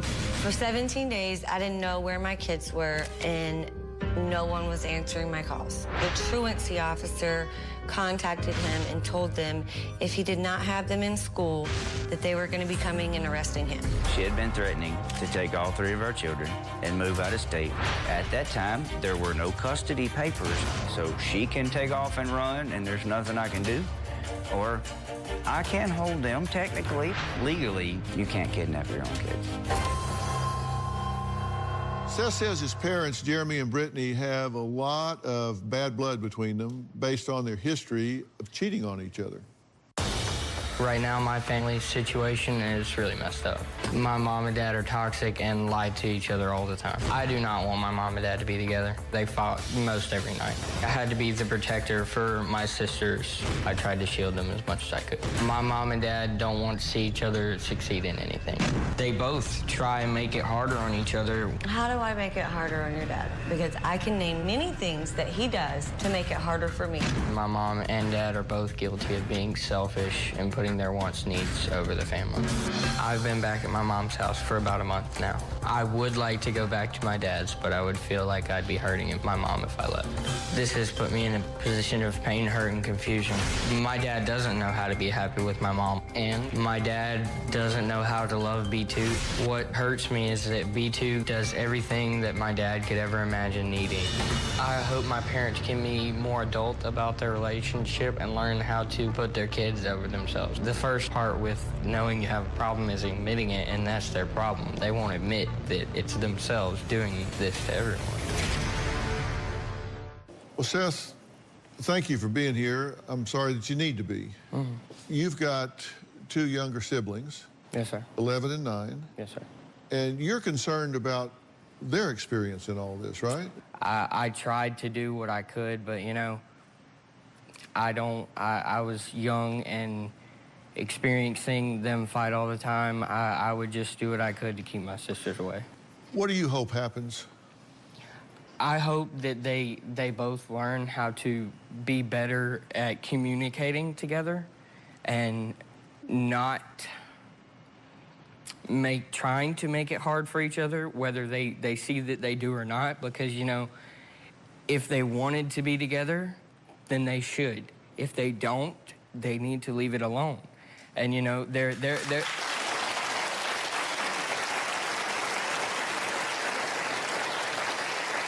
and, you know, there was even a discussion that me and him had, me and my dad, about, you know, if it should go on, then we need to do it and try as a family. But if not, it just hurts everyone. I'm going to excuse everybody except Jeremy and Brittany, who I want to speak to alone. They're the mother and father. I don't want any help. I'm going to excuse everybody but them. When we come back, I want to talk to these 2 about what I think needs to happen here. We'll be right back.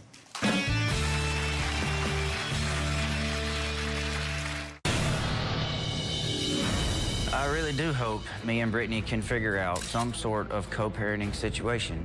Several years ago, we made a small attempt, I guess, at what you would call bird nesting. It wasn't very successful for us. It mainly comes back to a large issue of trust. Jeremy and I have also tried what they call soft landing. We lived 8 houses apart. I tried to still involve him in holidays and to do things with the kids, and he refused. If we weren't all together as a family and him and I together, then he wasn't going to do that because that was a lie. I'm not willing to try those things anymore because they don't work. I want to tell you why you're having so much trouble, if you'd like to know. You got divorced before you were ready. I think people in America get divorced too fast for the wrong reasons. You're not ready to get divorced until you have 0 unfinished emotional business with each other. That's when you're ready to get divorced. You're ready to get divorced when you can say, I've turned over every stone, I've investigated every avenue of rehabilitation for this. I don't have anger, I don't have bitterness, I don't have this unrequited love.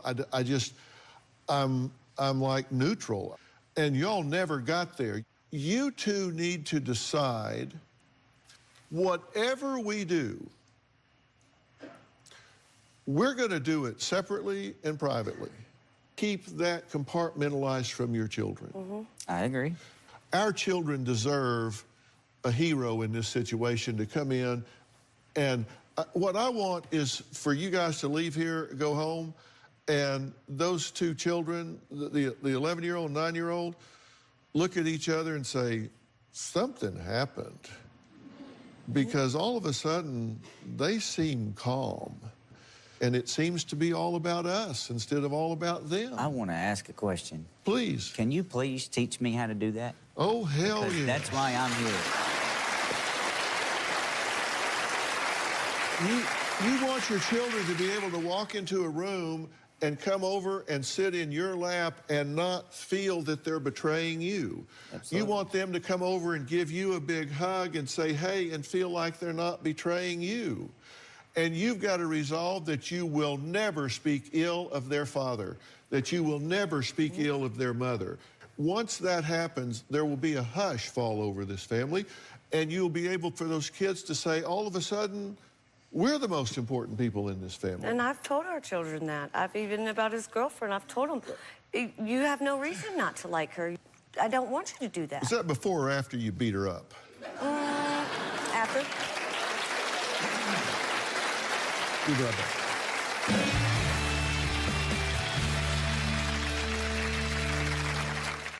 Joining us now is a dear friend of mine, Ann-Margaret Carrozza. She is a family attorney who has experience dealing with feuding exes. Jeremy and Brittany, I think it's imperative that you guys come up with a co-parenting plan. That should be in writing, because when we put something in writing, it guards against faulty recollections or faulty expectations. All right, and Ann-Margaret, talk about 2 or 3 of the items that would be listed in a co-parenting plan, just to give them an idea of the kind of things we're talking about. So what we want to do is avoid behavior that's going to unnecessarily inflame the other one. I would suggest avoiding social media posts with other boyfriends and girlfriends. I think that we need to agree with each other to never deprive the other one of contact with the children. Keep it civil, and you guys are going to be grandparents one day, and you have it within your control to make every special occasion for these kids miserable because they're afraid of how you're going to react, who's going to show up. Or you can put your feelings on the side. I'm not saying get over them, it's not that easy. Put them on the side, put a smile on your face, and be there for these kids. They deserve it. I'm gonna get you guys a family counselor that will sit down with the 2 of you and walk you through a co-parenting plan. And y'all can do that. Mm-hmm. I think you're going to be surprised how much better this can get, how quick. I'm ready, brother. All right? I'm ready. Thank you so much. Thank you very much. All right. Thanks so much. I want to thank all my guests today, including attorney Ann-Margaret Carrozza. She is author of Love and Money, Protecting Yourself from Angry Exes, Wacky Relatives, Con Artists, and Inner Demons. For more information about today's show, log on to drphil.com. You can follow me on Facebook, Twitter, Instagram, and don't forget to subscribe to my podcast, Fill in the Blanks. Thanks for being here.